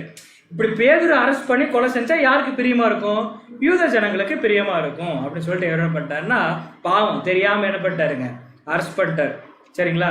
அப்போ என்ன, இப்போ அரெஸ்ட் பண்ண பின்னாடி 5ஆம் வசனம் படிக்கின்ற பொழுது எப்படி இருக்குன்னு பாத்தீங்கன்னா, அப்போஸ்தலர் 12ஆம் அதிகாரம் 5ஆம் வசனம் வாசிங்களேன். 5ஆம் வசனம். அப்படியே பேதுரு சிறைச்சாலையிலே காக்கப்பட்டிருக்கையில் சபையார் அவனுக்காக தேவனை நோக்கி ஊக்கத்தோட ஜெபம் பண்ணினார். இந்த இடத்துல ஒரு கேள்வி நமக்குள்ளாக வச்சுக்கலாங்க. ஏன்னா இந்த கேள்விக்குரிய விடை அந்த இடத்துல சரியாக கொடுக்கப்படல. ஏன்னா அது புரிந்து கொள்ள விதமாக தான் இருக்கும். என்ன ஜெபம் பண்ணியிருப்பாங்க, ஊக்கத்தோட ஜெபம் பண்ணா என்ன ஜெபம் பண்ணியிருப்பாங்க? விடுதலை ஆக வேண்டும் ஜெபம் பண்ணியிருப்பாங்களா? நான் அதுக்குள்ள நான் தண்ணி குடிச்சேன். விடுதலை ஆக வேண்டும் சொல்லி ஜெபம் பண்ணியிருப்பாரா, இல்ல இவரை கொலை செய்யக்கூடாதுன்னு ஜெபம் பண்ணியிருப்பாங்களா? ஏன்னா இவர் யார் கொலை செஞ்சிருக்கார்? யாக்கோபை கொலை செஞ்சிருக்காரு. இப்ப பேதுரு எதுக்கு அரெஸ்ட் பண்ணிக்கிறாங்க? கொலை செய்யறதுக்கு தான் அரெஸ்ட் பண்ணிக்கிறாங்க. இப்ப என்ன ஜெபம் பண்ணியிருப்பாங்க தெரியுங்களா? ஆனா வசனம் எப்படி இருக்குன்னா ஊக்கத்தோட என்ன பண்ணிருக்காருங்க, ஜெபம் செய்திருக்காங்க. ஆனா என்ன ஜெபம் செய்தாருன்னு சொல்லி அவங்களுக்கு நமக்கு இங்க கொடுக்கப்படும். ஆனா என்ன பண்ணிருக்காங்க? ஜெபம் செய்திருக்கிறார்கள். அப்ப என்ன நடக்குன்னு பாத்தீங்கன்னா நமக்கு நல்லா தெரியும். ஒரு தூதரை என்ன பண்ணிட்டாருன்னு பாத்தீங்கன்னா பேதுரு என்ன பண்ணிட்டாருங்க, அப்படியே வெளியே கூட்டிட்டு வந்துட்டாருன்னு சொல்லி நம்ம பாக்குறோம். அப்ப பாருங்க 12ஆம் அதிகாரம் 13ஆம் வசனம் வாசிப்போம். அப்போஸ்தலர் 12ஆம் அதிகாரம் 13ஆம் வசனம். பேதுரு வாசற்கதவை தட்டினபோது ரோதை என்னும் பேர் கொண்ட ஒரு பெண் ஒற்று கேட்க வந்தார். இப்ப பேதுரு என்ன பண்ணிருக்காருங்க? பேதுரு என்ன பண்ணிருக்காருன்னா தூதர் கொண்டு வந்தானே வீட்டை வாசப்படி டோர் என்ன பண்ணிருக்காரு, தட்டியிருக்காரு. தட்டி இருக்கும்போது இவர் என்ன சொல்லியிருப்பார்? கோட் வேர்டெல்லாம் கிடையாது. என்ன சொல்லியிருப்பாருங்க? பேதுரு வந்துட்டான்னு சொல்லியிருப்பாரு. அவங்க ஹீப்ரு அவங்க லாங்குவேஜ்ல பேசியிருப்பாரு. இவர் என்ன பண்ணிருக்காருன்னா இந்த அம்மா இவங்க எல்லாம் ஒரு பயத்தின் நிமித்தமாக உள்ள இருந்து ஜெபம் பண்றாங்க. ஏன் பயத்தின் நிமித்தமா ஜெபம் பண்றாங்கன்னா பேதுரு கொலை செஞ்சுட்டா அடுத்த டார்கெட் யாரு? மற்ற சீஷர்கள் தான். அவங்களும் ஊக்கத்தோட ஜெபம் பண்ணிருக்காங்க. அதனால என்ன பண்ணாங்கன்னா ரகசியமா அந்த இடம் கூட ஒரு மறைவான இடத்துல பேதுரு தட்டினோடனே இந்த அம்மா போய் ரகசியமா கேட்குது. கேட்டோன்னே இந்த அம்மாவுக்கு ரொம்ப ஆச்சரியமாயிருச்சு. வந்தது வேற ஏதோ வாய்ஸ் கிடையாது. வாய்ஸ் யார் மாதிரி இருக்கு? பேதுரு மாதிரி இருக்கே. இந்த இவர் தான் எங்க இருக்கிறாரு? ஜெயிலுக்குள்ள இருக்கிறாரு அப்படின்னு. 14ஆம் வசனம் வாசிப்போம். 14ஆம் வசனம். அவள் பேதுருவின் சத்தத்தை அறிந்து சந்தோஷத்தினால் கதவை திறவாமல் உள்ளே ஓடி பேதுரு வாசலுக்கு முன்னே நிற்கிறார் என்று அறிவித்தாள். என்ன இந்த அம்மா பாருங்க, இது கொஞ்சம் ரொம்ப ஓவர் எக்ஸைட்மெண்ட்னு சொல்லாங்களா? இப்போ நம்மளோட உதாரணத்துக்காக சொல்கிறேன். ஒரு தகப்பன் மிலிட்ரிக்கு போகிறாருன்னு வச்சுங்க. ஒரு 2 வருஷம் மிலிட்ரியிலேருந்து வீட்டுக்கு வரார். வீட்டுக்கு வந்தோடனே ஒய்ஃப் பேரை கூப்பிட்டு இல்லை குழந்தைங்க பேரை கூப்பிட்டு கதை தட்டும் போது என்ன பண்ணுவாங்க? அப்பா சத்தம் கேட்டுச்சு உடனே என்ன பண்ணுவாங்க? உடனே பட்டன் கதவை திறந்து என்ன பண்ணிடுவாங்க? நம்ம சந்தோஷத்தை மகிழ்ச்சியை என்ன பண்ணுவாங்க? ஷேர் பண்ணுவாங்க. அப்படிதான் இப்படி கேட்டோடனே அப்படியே டோர் சாத்திட்டு உள்ளே ஓடிடுவாங்களா? கண்டிப்பா என்ன பண்ணிருக்காங்க? அப்படி இந்த அம்மா ஓடி இருக்குன்னா என்னாச்சுன்னு பார்த்தீங்கன்னா சந்தோஷத்தோடவும் அதிக சந்தோஷம். இவங்க ஜபம் செய்திருக்காங்க பாத்தீங்கன்னா, அதுதான் டவுட். இவங்க எப்படி ஜபம் செய்தாங்கன்னு தெரியல. விடுதலை ஆக வேண்டும் சொல்லி ஜபம் செஞ்சாங்கன்னு தெரியல, இல்ல கொல்லக்கூடாதுன்னு சொல்லி ஜபம். ஆனா பேதுரு வேணும்னு அப்படி கேட்டுக்கிறேன். எங்களுக்கு பேதுரு வேணும். இப்ப அவர் வந்தோடனே பயங்கர சந்தோஷம் பாருங்க. அடுத்து என்ன நடக்குன்னு பாருங்க. 15ஆம் வசனம். அவர்கள் நீ பிதற்றுகிறாய் என்றார்கள். ஏன் அப்படி சொல்றாங்க? டீசெண்டா இருக்கு. பிதற்றுகிறாய் அப்படின்னு என்னதுங்க? சும்மா உளறிட்டு இருக்காது அப்படிங்கிறாங்க. இந்த உளறிட்டு இருக்காது. ஏன் அப்படி வந்துச்சு? அந்த அகரிப்பா ஏரோது எப்படிப்பட்டன்னு எனக்கு தெரியும். அவ்வளோ சீக்கிரம் விடுதலை ஆக முடியாது. இந்நேரம் பேர் என்ன பண்ணியிருப்பான்? கொலை செஞ்சிருப்பா, இல்லை காவலா இருப்பான். நீ என்ன பண்ணிருக்க? உளறுகிறாய் அப்படிங்கிறாரு. அதுக்கு அது என்ன நடக்குன்னு பாருங்க. அவளோ அவர்தான் என்று உறுதியாய் சாதித்தார். அப்பொழுது அவர்கள் அவருடைய தூதனாய் இருக்கலாம் என்றார்கள். இப்ப என்ன நம்பிக்கை பாருங்க. கடைசி வரைக்குமே வந்தது பேதுரு சொல்லி உன்னால் ஏற்றுக்கொள்ள முடியல. அந்த அம்மா பிடிச்சி திட்டுறாங்க, நீ வளர்ற, இல்ல அது பேதுருல என்ன இருக்கு? வேற தூதனா இருக்கும். தவிர நான் ஜபம் செய்தேன். நம்ம ஊக்கமா ஜபம் செஞ்சுட்டு இருக்கிறோம். தேவன் ஜபத்தை கேட்டு ஒரு விடுதலை கொடுத்தார் என்பது கூட புரிந்து கொள்ளாமல் என்ன பண்ணிருக்காருங்க? இவங்க தான் திட்டிட்டு இருக்காங்க. 16ஆம் வசனம் வாசிப்போம். 16ஆம் வசனம். பேதுரு பின்னும் தட்டிக் கொண்டிருந்தான். அவர்கள் திறந்தபோது அவனை கண்டு பிரமித்தார்கள். திறந்தபோது அவரை கண்டு பிரமித்தார்கள். இப்ப என்னன்னா இவங்க என்ன நினைச்சிட்டாங்க தெரியுங்களா? இப்ப பேதுரு என்ன பண்ணிருப்பாருன்னா அகரிப்பா கொலை செஞ்சிருவார், இல்ல ஏதோ சம்பவம் நடந்துரும். இப்ப அடுத்த ஊழிய காரியங்களுக்கு எப்படி செய்யலாம் அப்படின்னு சொல்லி இவங்க திங்க் பண்ணிட்டு இருந்திருப்பாங்க. அதனாலதான் இப்ப பேதுரு பார்த்து என்ன பண்ணிட்டாங்கன்னா பிரமித்தார்கள். புரிஞ்சுதுங்களா? அப்படி என்றால் நம்ம ஜபம் செய்கின்ற பொழுது நல்லா தெரிஞ்சுக்க, ஜபம் செய்கின்ற பொழுது தேவன் இந்த ஜபத்தை அங்கீகரிப்பார். நான் கேட்டது தேவனுக்கு உகந்தது, நிச்சயமாக தேவன் கொடுப்பார் என்ற விசுவாசத்தோட தான் என்ன பண்ணுவானுங்க? ஜபம் செய்யணும். ஜபம் செய்யும் போது கண்டிப்பா இதை தேவன் தரமாட்டார். இருந்தாலும் என்ன பண்ணிக்கலாம்? ஜபம் பண்ணிக்கலாம். கண்டிப்பா என் பாவத்தை அவர் மன்னிக்க மாட்டார். இருந்தாலும் என்ன பண்ணிருங்க? இயேசு கிறிஸ்து நாமத்துல என் பாவத்தை நீங்க என்ன பண்ணிருங்க? எப்படியாவது மன்னிச்சிருங்க. அது என்னது எப்படியாவது? இந்த வார்த்தையை நானே உபயோகிச்சிருக்கேன். எப்படியாவது என்ன பண்ணிருங்க, எல்லாத்தையும் அவர் மேலேயே போட்டுருது. எப்படியாவது என்ன பண்ணுங்க, எப்படியாங்கிறத வார்த்தையை நான் உபயோகிக்கணும். எப்படியாவது நான் என்ன பண்ணிடுவேன்னு திருந்திட வேண்டும். இவங்க ஜபம் எப்படின்னா, ஜபம் செய்திருக்கிறார்கள், இல்லைன்னு சொல்லவே இல்லை. ஆனால் இவங்களால என்ன பண்ணுன்னா, தேவன் எதிர்பார்க்கிற மாதிரி அவங்க என்ன பண்ணீங்கன்னா அந்த காரியத்தை செய்யல. இவங்களா ஒரு திட்டம் போட்டுட்டாங்க. இதை என்ன ஓன் அண்டர்ஸ்டாண்டிங். தேவன் இப்படிதாக வழி நடத்துவார். இவங்களே அண்டர்ஸ்டாண்ட் பண்ணிட்டாங்க.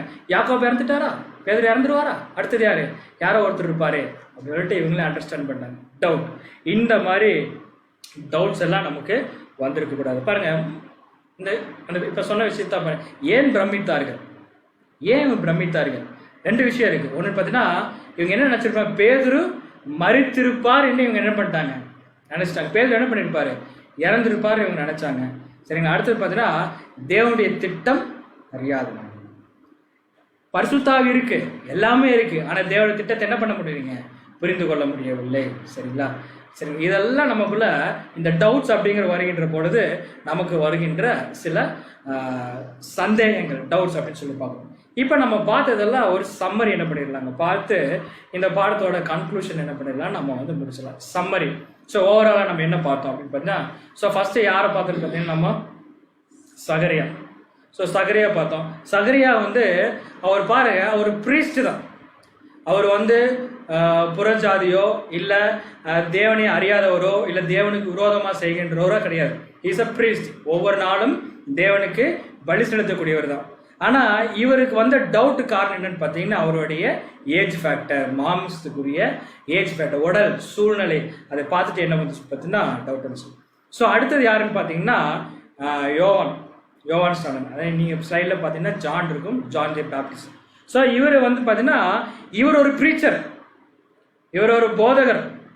நல்ல ஒரு என்ன சொல்றது, பேசுகின்ற பொழுது பார்த்தீங்கன்னா எல்லாம் சைலண்டாக கேட்பாங்க. ஏன்னா இவர் அந்த அளவுக்கு என்ன பண்ணணும்னா போல்டாக பேசக்கூடியவர், தைரியமாக பேசக்கூடியவர். இயேசு கிறிஸ்து கூட 4 அடையாளங்களை தேவன் இவருக்கு தான் வெளிப்படுத்தி இவர் சொல்லவர். ஆனாலும் பார்த்தீங்கன்னா இவருக்கு வந்த டவுட் என்ன பார்த்தீங்கன்னா, இவர் எதிர்பார்த்த மாதிரி சூழ்நிலை அங்கே அமையல. இவர் பிரீச்சர் தான், இவர் எதிர்பார்த்த மாதிரி என்ன பண்ணலைங்க அமையல. ஒரு பிரீச்சரா இருந்து ஒரு தேவனுடைய வார்த்தையை பேசுகின்றவர், தேவனுடைய நிறைய சாட்சிகளை பார்த்துகின்றவர், இவர் எதிர்பார்க்கும் மாதிரி அங்கே நடக்குமா? நம்ம என்னதான் பிரீச்சரா இருந்து என்னதான் ஊழியக்காரன் இருந்தாலும் தேவன் எது கொடுக்குறாரோ அது மட்டும்தாங்க நடக்கும். ஒரு ஸ்பெஷல் இதெல்லாம் நம்ம கிடையாது. சரிங்களா. இப்போ யோவான் ஸ்நானன் புரிஞ்சுக்கலாம், அதனால அவருக்கு வந்த ஒரு டவுட். 3வது என்னன்னு பார்த்தீங்கன்னா பேதுரு.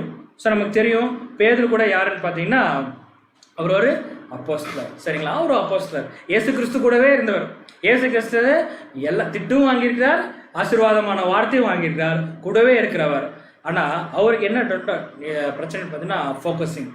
யாரை பார்க்க விட்டுட்டாருங்க, காற்றையும் கடலையும் பார்த்துட்டு சரியா போயிட்டு இருக்க இந்த சூழ்நிலையில இயேசு கிறிஸ்து பார்க்காம சூழ்நிலை நெருக்க வருகின்ற பொழுது தன்னுடைய நெருக்கத்தை பார்த்தது நிமித்தம் அவர் என்ன பண்ணிட்டாருன்னா மூழ்க ஆரம்பிச்சிட்டாரு. ஸோ அடுத்தது யாருன்னு பார்த்தீங்கன்னா தோமா. ஸோ தோமாக்கு என்ன பிரச்சனை, தோமா கூட யாருன்னு பார்த்தீங்கன்னா அப்போஸ்தலர், அவர் கூட அப்போஸ்தலர். ஆனால் இவருக்கு என்ன டவுட்னு பார்த்தீங்கன்னா ரெசரக்ஷன், உயிர்த்தெழுதல். சரிங்களா. இப்போ கூட நமக்கு இந்த ஒரு சில கேள்விகள்லாம் நமக்குள்ள வரும். எப்போ பார்த்தாலும் பின்னாடி பார்த்துக்கலாம், ராஜ்யத்தில் பார்த்துக்கலாம், பரலோகத்தில் வச்சுருக்கோம், பின்னாடி கிடைக்கும் அப்படின்னு சொல்லிட்டு இப்போ என்னதான் கிடைக்குங்க, இப்போ நான் கஷ்டப்படுறேன்னா இப்போ நமக்கு என்ன கிடைக்கும், இப்போ நமக்கு என்ன கிடைக்கும், நாம் எதிர்பார்க்கிறது சுத்தமாக கிடைக்காது. மாம்சத்தில் திங்க் பண்ணா, ஆவில திங்க் பண்ணன்னு வச்சுங்க, நாம் எதிர்பார்க்கிறது எவ்வளோ கிடைக்கும், கேட்கறதுக்கு மேலாக கிடைக்கும். ஆண்டவரே ஒரு நாள், ஆண்டவரே எனக்கு பல நாள் பாடுகள் கொடுங்க. தேவன் என்ன பண்ணுவார், பல நாள் இல்லைப்பா பல ஆண்டுகளாகவே உனக்கு என்ன பண்ணுறேன் கொடுங்க, கேட்கறதுக்கு மேலாகவே கிடைக்கும். ஸோ கேட்கறது கரெக்டாக கேட்டால் தேவன் கொடுக்கறதே கரெக்டாக கொடுப்பார். கேட்கறது தப்பாக கேட்டுட்டா கொடுக்கறது என்ன பண்ணுவார், கட் பண்ணிடுவார். இப்போ தான் உயிர்த்தெழுதல் அப்படின்னா நமக்குன்னு ஒரு வாழ்க்கை இருக்குங்க. அந்த வாழ்க்கை இப்போ கிடையாது, எங்கங்க அதுதாங்க நம்ம வாழ்க்கை பின்னாடி. இப்போ வாழ்ந்துட்டு இருக்கிறது வாழ்க்கை இல்லை, இது ஒரு டிராவலிங், அவ்வளோதான். டிராவல் முடிஞ்ச உடனே ரெஸ்ட் எடுத்து சந்தோஷமா இருப்போம் பார்த்தீங்களா, அதுதான் என்னன்னு பார்த்தீங்கன்னா நம்மளுடைய பரலோகம். சரிங்களா. அடுத்தது பார்த்தீங்கன்னா இயர்லி சர்ச். ஆதிகால சபை. இவங்களுக்கு என்ன பிரச்சனை பார்த்தீங்கன்னா, இவங்க வந்து ஹோலி ஸ்பிரிட் பரிசுத்தாவிலாம் நிறைய இருக்கு, அதெல்லாம் எந்த பிரச்சனையும் இல்லை, பரிசுத்தாவி நிறைய இருக்கு. ஆனால் என்னன்னு பார்த்தீங்கன்னா ஃபிளஷ் திங், மாம்ச ரீதியாக என்ன பண்ணிட்டாருன்னா சிந்திச்சுட்டாங்க. அதனால தேவனுடைய திட்டம் அவங்களுக்கு புரியாம போனால தான் அந்த இடத்துல பிரமித்தார்கள் அப்படின்னு சொல்லுவாங்க. சரிங்களா? ஸோ இந்த சூழ்நிலை பாருங்க, இவங்க எல்லாருமே வேதத்திலே சாதனை படைத்தவர்கள் தான், எக்ஸாம்பிள்ஸ் லைஃப் தான். ஆனால் அவங்களுக்குள்ளாகவே ஒரு டவுட்ஸ் என்ன பண்ணிருக்குன்னா வந்திருக்குன்னு சொல்லி பார்க்கணும். அப்படி என்றால் இந்த ஓன் அண்டர்ஸ்டாண்டிங் அப்படிங்கிறத எப்படி புரிஞ்சுக்கலான்னு பார்த்தீங்கன்னா, சொந்த புரிதல். என்னதுங்க? சொந்த புரிதல். இதுதான் ஓன் அண்டர்ஸ்டாண்டிங். ஒருத்தர் எப்படி சுய புத்தி மேல சாய்வாங்க? அது ஒரு கேள்வி. எப்போ ஒருத்தர் சுய புத்தி மேல சாய்ந்து போவார்கள்? சில பார்த்தீங்கன்னா ஒரு சகோதரர் ஒரு சகோதரி நமக்கே எக்ஸாம்பிள் இருப்பாங்க, என்ன கஷ்டம் வந்தாலும் எப்படி இருக்கிறாங்க போன சத்தியத்தில் இருப்பாங்க. திடீர்னு பார்த்தீங்கன்னா வேற ஒரு பிரச்சனை வரும்போது டப்புன்னு கொடுத்துருவாங்க. அப்போ என்ன இருக்கு பார்த்தீங்கன்னா சொந்த புரிதல், ஓன் அண்டர்ஸ்டாண்டிங். அது எல்லாத்துக்குமே ஒரு எக்ஸாம்பிளுக்காக தான் சொல்கிறேன். அப்படின்ற எப்போ இந்த ஓன் அண்டர்ஸ்டாண்டிங்கில் வரும்னு பார்த்தீங்கன்னா, நம்ம மனசுக்குள்ள ஒன்று தோறுமா, இது இப்படி செஞ்சா, அதனால எனக்கு தெரியுங்க இப்படி செஞ்சா, நீங்கள் எல்லாரும் என்னை ஒரு மாதிரி பார்க்குறீங்க, ஆனால் அது உண்மைதாங்க, அது எல்லாரும் நல்லா இப்படி செஞ்சால் இப்படி தான் வரும், அதெல்லாம் நான் நிறையா பார்த்துட்டேன், இப்படி செஞ்சால் இப்படி தான் வரும். நாம் இப்படி நினச்சோம்னா தேவன் சொல்லுவார், இப்படி செஞ்சால் இப்படி வரும் நீ நினைப்பேன், ஆனால் அப்படியும் கூட வரும்னு சொல்லி நான் என்ன பண்ணுவேன். சரிங்களா? ஏன்னா நம்ம ஞானிகள் கிடையாது. நம்ம என்ன சொன்னோம் ஸ்டார்டிங்கில், சிஸ்டர் கூட ஹெல்ப் பண்ணாங்க, வைத்தியர், புரியுங்க, அவ்வளோதான். நம்ம ஞானி மாதிரி எனக்கு அதெல்லாம் நல்லது, இப்படி செஞ்சால் இப்படி தான் வரும், சத்தியத்தின் பிறகு இப்படி செஞ்சால் இப்படி தான் வரும்ல. நமக்கு எல்லாமே செய்கிறது யாருன்னு பார்த்தீங்கன்னா தேவன் தான் செய்கிறார். அடுத்தது பார்த்தீங்கன்னா நான் எனக்கு தெரியுங்க, எனக்கு தெரியுங்க, விட்டுருங்க, எனக்கு தெரியும். இந்த நானுக்கு நான் ரொம்ப விளக்கம் கொடுக்க வேண்டிய அவசியம் இல்லை. நானோட டெப்த்து இங்கே இருக்கிற எல்லாத்துக்குமே தெரியும். சரிங்களா? இதெல்லாம் சுய புத்தின் மேல் சாய்கின்ற பொழுது வருகின்ற காரியங்கள். அடுத்தது பார்த்தீங்கன்னா திரும்ப அதான் சொல்கிறேன். ஏன்னா இங்கிலீஷில் இருந்துச்சு, அதை தமிழில் சொல்லும் போது இப்படி தெரியும், எனக்கு தான் தெரியும், எனக்கு மட்டும்தான் தெரியும், எனக்கு எல்லாமே தெரியும், எனக்கு எல்லாமே தெரிஞ்சிருச்சு, எனக்கு ஒன்றுமே எல்லாமே ஐ எம் கம்ப்ளீட்டட் அப்படின்னு சொல்லி பாருங்க. ஐ எம் கம்ப்ளீட்டட் சொல்லும் போது அன்னைக்கே அவர் என்ன ஆயிடுறாருங்க, இன்கம்ப்ளீட்டர், ஒன்றுமே இல்லை. சரிங்களா? அடுத்தது பார்த்தீங்கன்னா வெறுப்பு. சரிங்களா? சில நேரத்தில் பார்த்தீங்கன்னா இந்த சுய புத்தியில் சாயிறாங்க, அவங்களே வெறுத்துக்குவாங்க. நான்லாம் பாவிங் பிரதர், நான்லாம் அப்படி ஒரு பாவிங் பிரதர் அப்படின்னு. அப்போ தேவனே உங்களுக்கு கிருபை கொடுத்து பேப்டிசம் எடுத்து தேவனுடைய வழியில் நடத்திட்டு இருக்காரு. திரும்பி நீங்கள் ஏன் சொல்கிறீங்க பாவி பிரதர், எனக்கெல்லாம் இப்படி தான் பிரதர், எனக்கு இப்படி தாங்க ஆகும் பிரதர், எனக்கு இப்படி தானே கஷ்டம் வரும், காரணம் நான் பாவிங் பிரதர் அப்படின்னு. சிஸ்டர் நான் பாவிங் சிஸ்டர் அப்படின்னு. எதுக்கு ஏன் சொல்ற வெறுப்பு? தன்னைத்தானே என்ன பண்ண வெறுக்க வேண்டிய அவசியம் இல்லை. இந்த வெறுப்பு பார்த்தீங்கன்னா சத்தியத்தில் இல்லை. சத்தியத்தில் நம்மள என்ன பண்ணிக்கோணுங்க, சத்தியத்தில் நம்ம வெறுத்துக்கலாம். அது எது பழைய மனுஷனே வெறுக்கலாம். சரிங்களா? அது வேண்டாம் அப்படின்ட்டு. இது என்னன்னா புதிய மனுஷனே வெறுக்கிறது, எனக்கு இப்படித்தான் ஆகும், நம்மளே என்ன பண்ணி டிக்ளேர் பண்ணிக்கிறது. அதே மாதிரி பார்த்தீங்கன்னா வாயை திறந்தா என்னதுங்க, பொய். இது இந்த பொய் அப்படிங்கிறதுன்னு பார்த்தீங்கன்னா பேசுகின்ற பொய் இல்லைங்க, பழகின்றதுலேயே பொய், ஸ்தோத்திரம் சொல்லுகின்றதுலேயே பொய். சரிங்களா? ஒருத்தர் நல்ல அன்பா பேசுவாங்க, இப்படி அன்பு காட்டணுங்க, அப்படி அன்பு காட்டணுங்க, இப்படி அன்பு செய்யணுங்க, அப்படி அன்பு செய்யணுங்க, அப்படி அன்பு செய்யணுங்க. ஆனால் அவர் பார்த்தீங்கன்னா அவருக்கு ஒரு சகோதரர் மேலே மிகப்பெரிய விருதமாக இருக்கும், எல்லாத்துக்கும் அட்வைஸ் கொடுப்பார். ஆனால் அவருக்கே அவர் என்ன பண்ணிக்க மாட்டாருங்க, அட்வைஸ் கொடுக்கவே மாட்டார். இதெல்லாம் சிந்தன்பர் ஏதோ யாரோ சொல்லிட்டு இருக்க நினச்சிக்காதீங்க. இது தமிழில் இது நான் தான் கஷ்டப்பட்டேன், இங்கிலீஷ்லேருந்து தமிழில் டிரான்ஸ்லேட் பண்ணுறதுக்குள்ள பட்டாத பாடுபட்டு தான் நான் போட்டிருக்கிறேன். அடுத்துன்னு பார்த்தீங்கன்னா மைகள், ஏன்னா இங்கிலீஷ் கடகடன்னு இருந்துச்சு. மைகள்னா உங்களுக்கு புரிஞ்சிருக்கும், மேட்டிமை, பொறாமை, இயலாமை, இதெல்லாம் நமக்குள்ளே இருக்கு. ஏன்னு கேட்டிங்கன்னா இது எல்லாமே நமக்குள்ளே ஏதோ ஒரு பாயிண்ட் உள்ளே வந்துருச்சுன்னு வச்சுங்களேன், நம்ம ஓன் அண்டர்ஸ்டாண்டிங், சுய புரிதல், நம்மளாம் என்ன பண்ணிக்குவோம், திங்க் பண்ணிக்குவோம். நீதிபதியில் வசனம் படிச்சு பார்த்தீங்களா, உன் சுய புத்தி மேலே என்ன பண்ணாத சாயாது, கம்ப்ளீட்டாக சரண்டர் பண்ணி தேவன்கிட்ட ஒப்புக்கொடு. அப்போ அவங்க வழிகளை என்ன பண்ணுவார், அவர் செவ்வாயாக்குவார், கரெக்டான பாதையில் அவர் என்ன பண்ணுவார்னா வழி நடத்துவார் அப்படின்னு. சரி, 3 வசனங்கள் பார்த்து இந்த பாடத்தை முடிக்கலாங்க.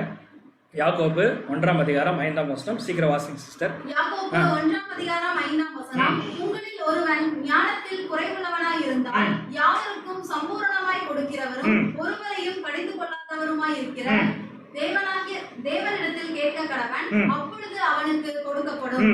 16ஆம் வசனம். ஆனாலும் அவன் எவ்வளவாகிலும் சந்தேகப்படாமல் விசுவாசத்தோட கேட்க கடவன். கேட்கறது பிரச்சனை இல்லைங்க. நம்ம முன்னாடி சொல்ற ஜபம் செய்யும் போது தேவன் கொடுக்க மாட்டாருன்னு சொல்லி ஜபம் செஞ்சா அதுக்கு நடக்குமா? ஜபம் பின்னாடி நம்மளே சொல்லிக்கலாம், கண்டிப்பா அது என்ன பண்ணாதுங்க, நடக்கவே நடக்காது. அப்ப விசுவாசத்தோடு கேட்க வேண்டும். சந்தேகப்படுகிறவன் காற்றினால் அடிபட்டு அலைகிற கடலின் அலைக்கு ஒப்பாயிரு. பாருங்க, சந்தேகம்னு ஒரு வந்துச்சுன்னா, இப்ப பார்த்த எக்ஸாம்பிள் பார்த்தாங்க, சந்தேகம்னு ஒரு விஷயம் வந்துச்சுன்னா, நம்ம போதகரா இருக்கலாம், பலி செலுத்தக்கூடியவரா இருக்கலாம், அனுதினம் ஊழியம் செய்யக்கூடியவர்களா இருக்கலாம், என்னைக்கும் சத்தியத்துல வளர்கின்ற பிள்ளைகளா இருக்கலாம், இல்ல தேவனுக்கு ஏற்ற மாதிரி எல்லா காரியங்களும் செய்திருக்கலாம். ஆனா டவுட்னு ஒண்ணு வந்துச்சுன்னா எந்த சமயத்துல வேணா கூட நம்ம என்ன பண்ணிடுவோங்க, விழுந்துருவோம். அந்த டவுட் நம்ம வைக்காம முழுவதுமாக எல்லா சேலஞ்சையும் நம்ம ஃபேஸ் பண்றதுக்கு நம்மளுடைய முழுவதுமாக தேவன்கிட்ட சரண்டர் பண்ணோம்னா நம்மளுடைய மாமிசம் சுய புத்தி மேல ஒருபோதும் நம்ம என்ன பண்ணக்கூடாதுங்க, சார்ந்து இருக்கவே கூடாது. பாருங்க 7ஆம் வசனம் வாசிப்போம். 7ஆம் வசனம். அப்படிப்பட்ட மனுஷன் தான் கர்த்தரிடத்தில் எதையாகிலும் பெறலாம் என்று நினையாதிருப்பானாக. பாருங்க, இப்படி அதாவது விசுவாசம் இல்லாமல் கேட்கிறவன் ஏதாச்சும் வாங்கி கொள்ளலாம். தேவனே நீங்க கொடுக்கறத கொடுங்க ஆண்டவரே, நான் வாங்கிக்கிறேன் ஆண்டவரே, நீங்க கொடுக்கறத கொடுங்க ஆண்டவரே அப்படிங்கறதெல்லாம் நமக்குள்ள இருக்கவே கூடாதுங்க. 8ஆம் வசனம் வாசிப்போம். 8ஆம் வசனம். இரு மனம் உள்ளவன் தன் வழிகளில் எல்லாம் நிலையற்றவனாய் இருக்கிறான். இரு மனம் உள்ளவன் பாத்தீங்களா, இங்க போலாமா வேண்டாமா, செய்யலாமா செய்யக்கூடாதா அப்படிங்கிறது டவுட். இந்த டவுட் இருந்துச்சுன்னா அவனால என்ன பண்ண முடியாதுங்க, செய்யவும் முடியாது. இஸ்ரேல் ஜனங்கள் தான் போயிருந்தா கானானுக்கு போயிருக்கணும், இல்லைன்னா என்ன பண்ணிருக்கலாம், எகிப்துக்கு போயிருக்கலாம்.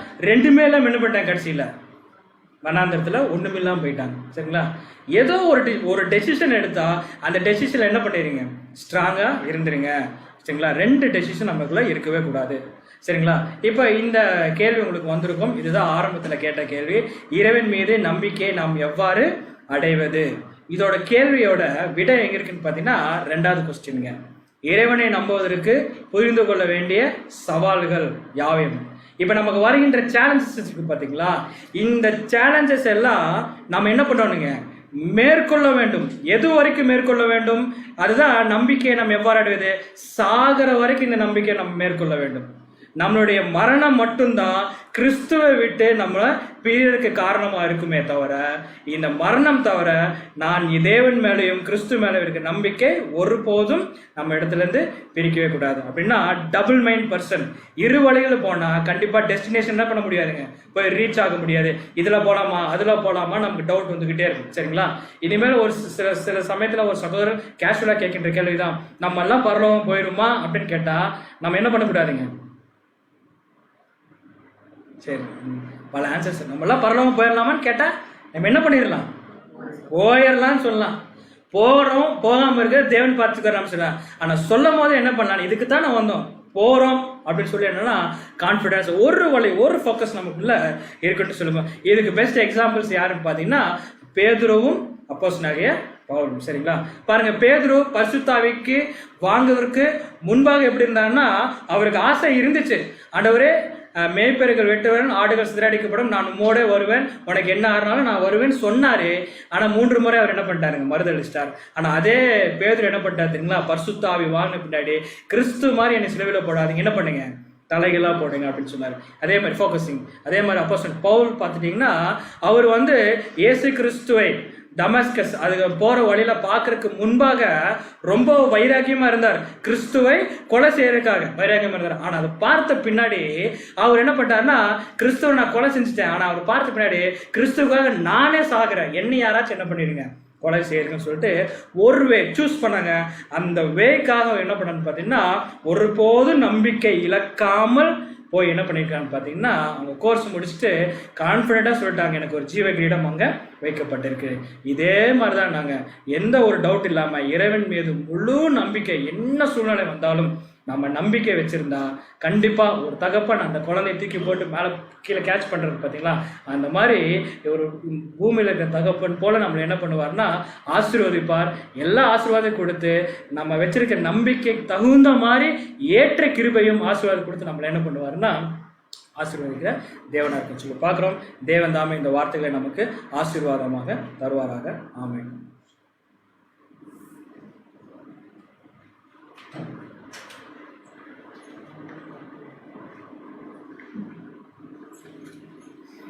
அன்புக்குரிய சகோதர சகோதரிகளே, இன்றும் கூட நம்முடைய பிதாவாகிய தேவன் நல்லதொரு சத்தியத்தை நமக்கு கொடுத்து நம்முடைய வாழ்க்கைக்கு ஏற்ற ஒரு படிப்பினை தந்திருக்கிறார். அதற்காக நம்முடைய ஆண்டவராகிய இயேசு கிறிஸ்து மூலமாக நம்முடைய பிதாவாகிய தேவனுக்கு நன்றிகளையும் துதிகளையும் எடுத்துக்கொள்வோம். தூது கொடுத்த அன்பு சகோதரர் அவருக்கும் நம்முடைய நன்றியை தெரிவித்துக் கொள்வோம். இந்த ஒரு கூட்டத்துக்கு நம்ம இறைவன் கீதங்கள் படிப்பதற்கு முன்பாக ஒரு சின்ன விஷயத்தை கூட அவங்க மத்தியில் பதிவு செய்ய நம்ம விரும்புகிறோம். அது என்னன்னு சொல்லி பார்க்கும்போது, நேற்று மோசையின் தாய் அப்படிங்கிற ஒரு தலைப்பின் கீழே நம்ம ஒரு பாடம் நம்ம பார்த்தோம். அதில் ஒரு சிறியதாக ஒரு கவனக்குறைவு நிமித்தமாக ஒரு வார்த்தை பகிரப்பட்டிருந்தது. அது என்னன்னு சொல்லி பார்க்கும்போது, மோசையினுடைய தாய்க்கு பேர் இல்லை அப்படிங்கிற மாதிரி ஒரு கவனக்குறைவுனால் அந்த ஒரு விஷயத்தை சொல்லியிருந்தோம். ஆனால் அவங்க தாயாருடைய பேர் இருக்குது அப்படிங்கிறது கூட நம்ம அதுக்கு பின்பாக சகோதரர்கள் கமெண்டில் கூட தெரிவிச்சிருந்தாங்க. அதை மீண்டுமாக படிப்பதற்கு தேவன் நமக்கு ஒரு வாய்ப்பும் கொடுத்திருந்தார். ஸோ இது போல் வரக்கூடிய நாட்களில் இது போல் ஒரு கவனக்குறைவு நடக்காது என்பதை கூட நாம் தெரிவித்துக் கொள்கிறோம். ஸோ தயவு கூர்ந்து மன்னித்துக் கொள்ள முடியாமல் கூட கேட்டுக்கொள்கிறோம். தொடர்ந்து மற்ற பகுதிக்குள்ளாக நம்முடைய இந்த நாளுக்கான இறைவன் கீதங்களை நாம் நம்முடைய அன்பு சகோதரர் பிபின் அவர்கள் நம்ம மத்தியில் வாசிப்பார்.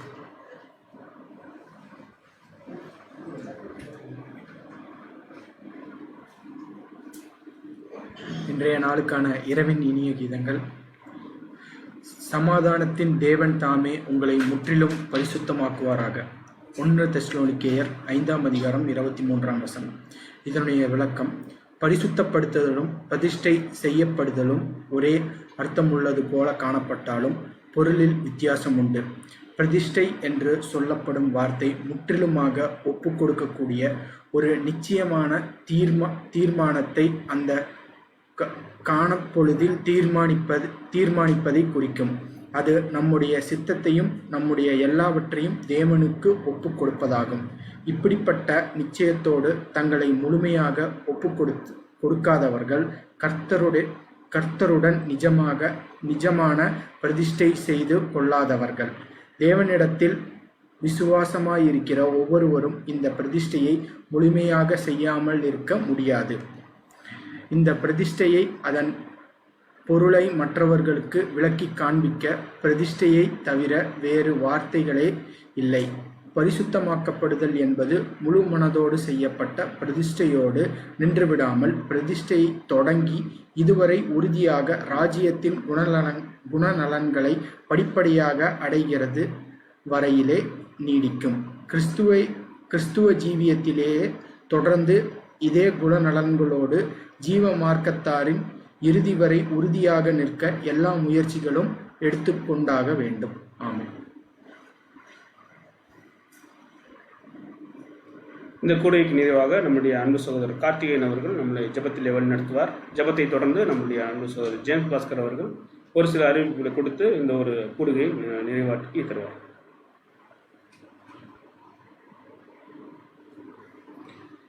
ஜெபம் செய்வோம். வானாதி வானங்களில் விற்றிருந்து இந்த பூமியில் உள்ள உடைய பிள்ளைகளாக எங்களை அன்போடு வழிநடத்தி வருகிறதான் எங்கள் அன்பின் பரிசுள்ள பரமத்தகப்பனே.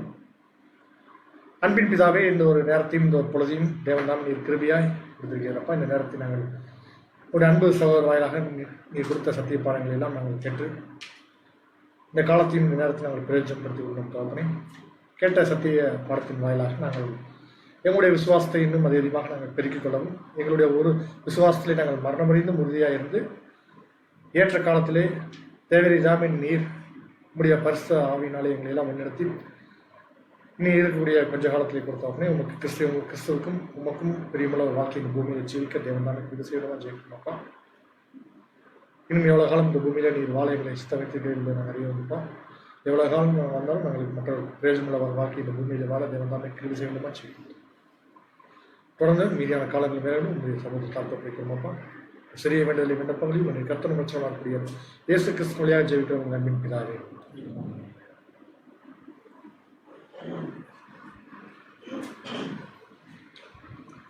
அன்புக்குரிய சகோதர சகோதரி அனைவரும் வரலாம். தேவன் நமக்கு ஒவ்வொரு நாளும் சத்தியத்தை பார்க்கும்படியான ஒரு கிருபையை தந்து சகோதரர் வாயிலாக நமக்கு ஒவ்வொரு சத்தியத்தையும் நமக்கு பகிர்ந்து கொடுக்கிறார். அந்த அடிப்படையில் இன்றைக்கோட பார்த்திங்கன்னா ஒரு மாதம் முடியுது. நமக்கு ஜூன் மாதம் முடிஞ்சு அடுத்த ஒரு மாதம் முழுவதும் நம்ம இதே போல் சத்தியத்தை கேட்பதற்கு தேவன் சித்தம் வச்சிருக்காரு நம்ம நினைக்கிறோம். தொடர்ந்து நம்ம ஒவ்வொரு நாளும் சத்தியத்தோடு நாம் இணைந்திருப்போம். மாலை 7:15க்கு மறுபடியும் நாம் சந்திப்போம். நாளை தினம் இன்னொரு சத்தியத்தோடு நாம் மீண்டும் சந்திப்போம். தேவன் நம் அனைவரையும் ஆசீர்வதித்து நடத்துவாராக. ஆமென்.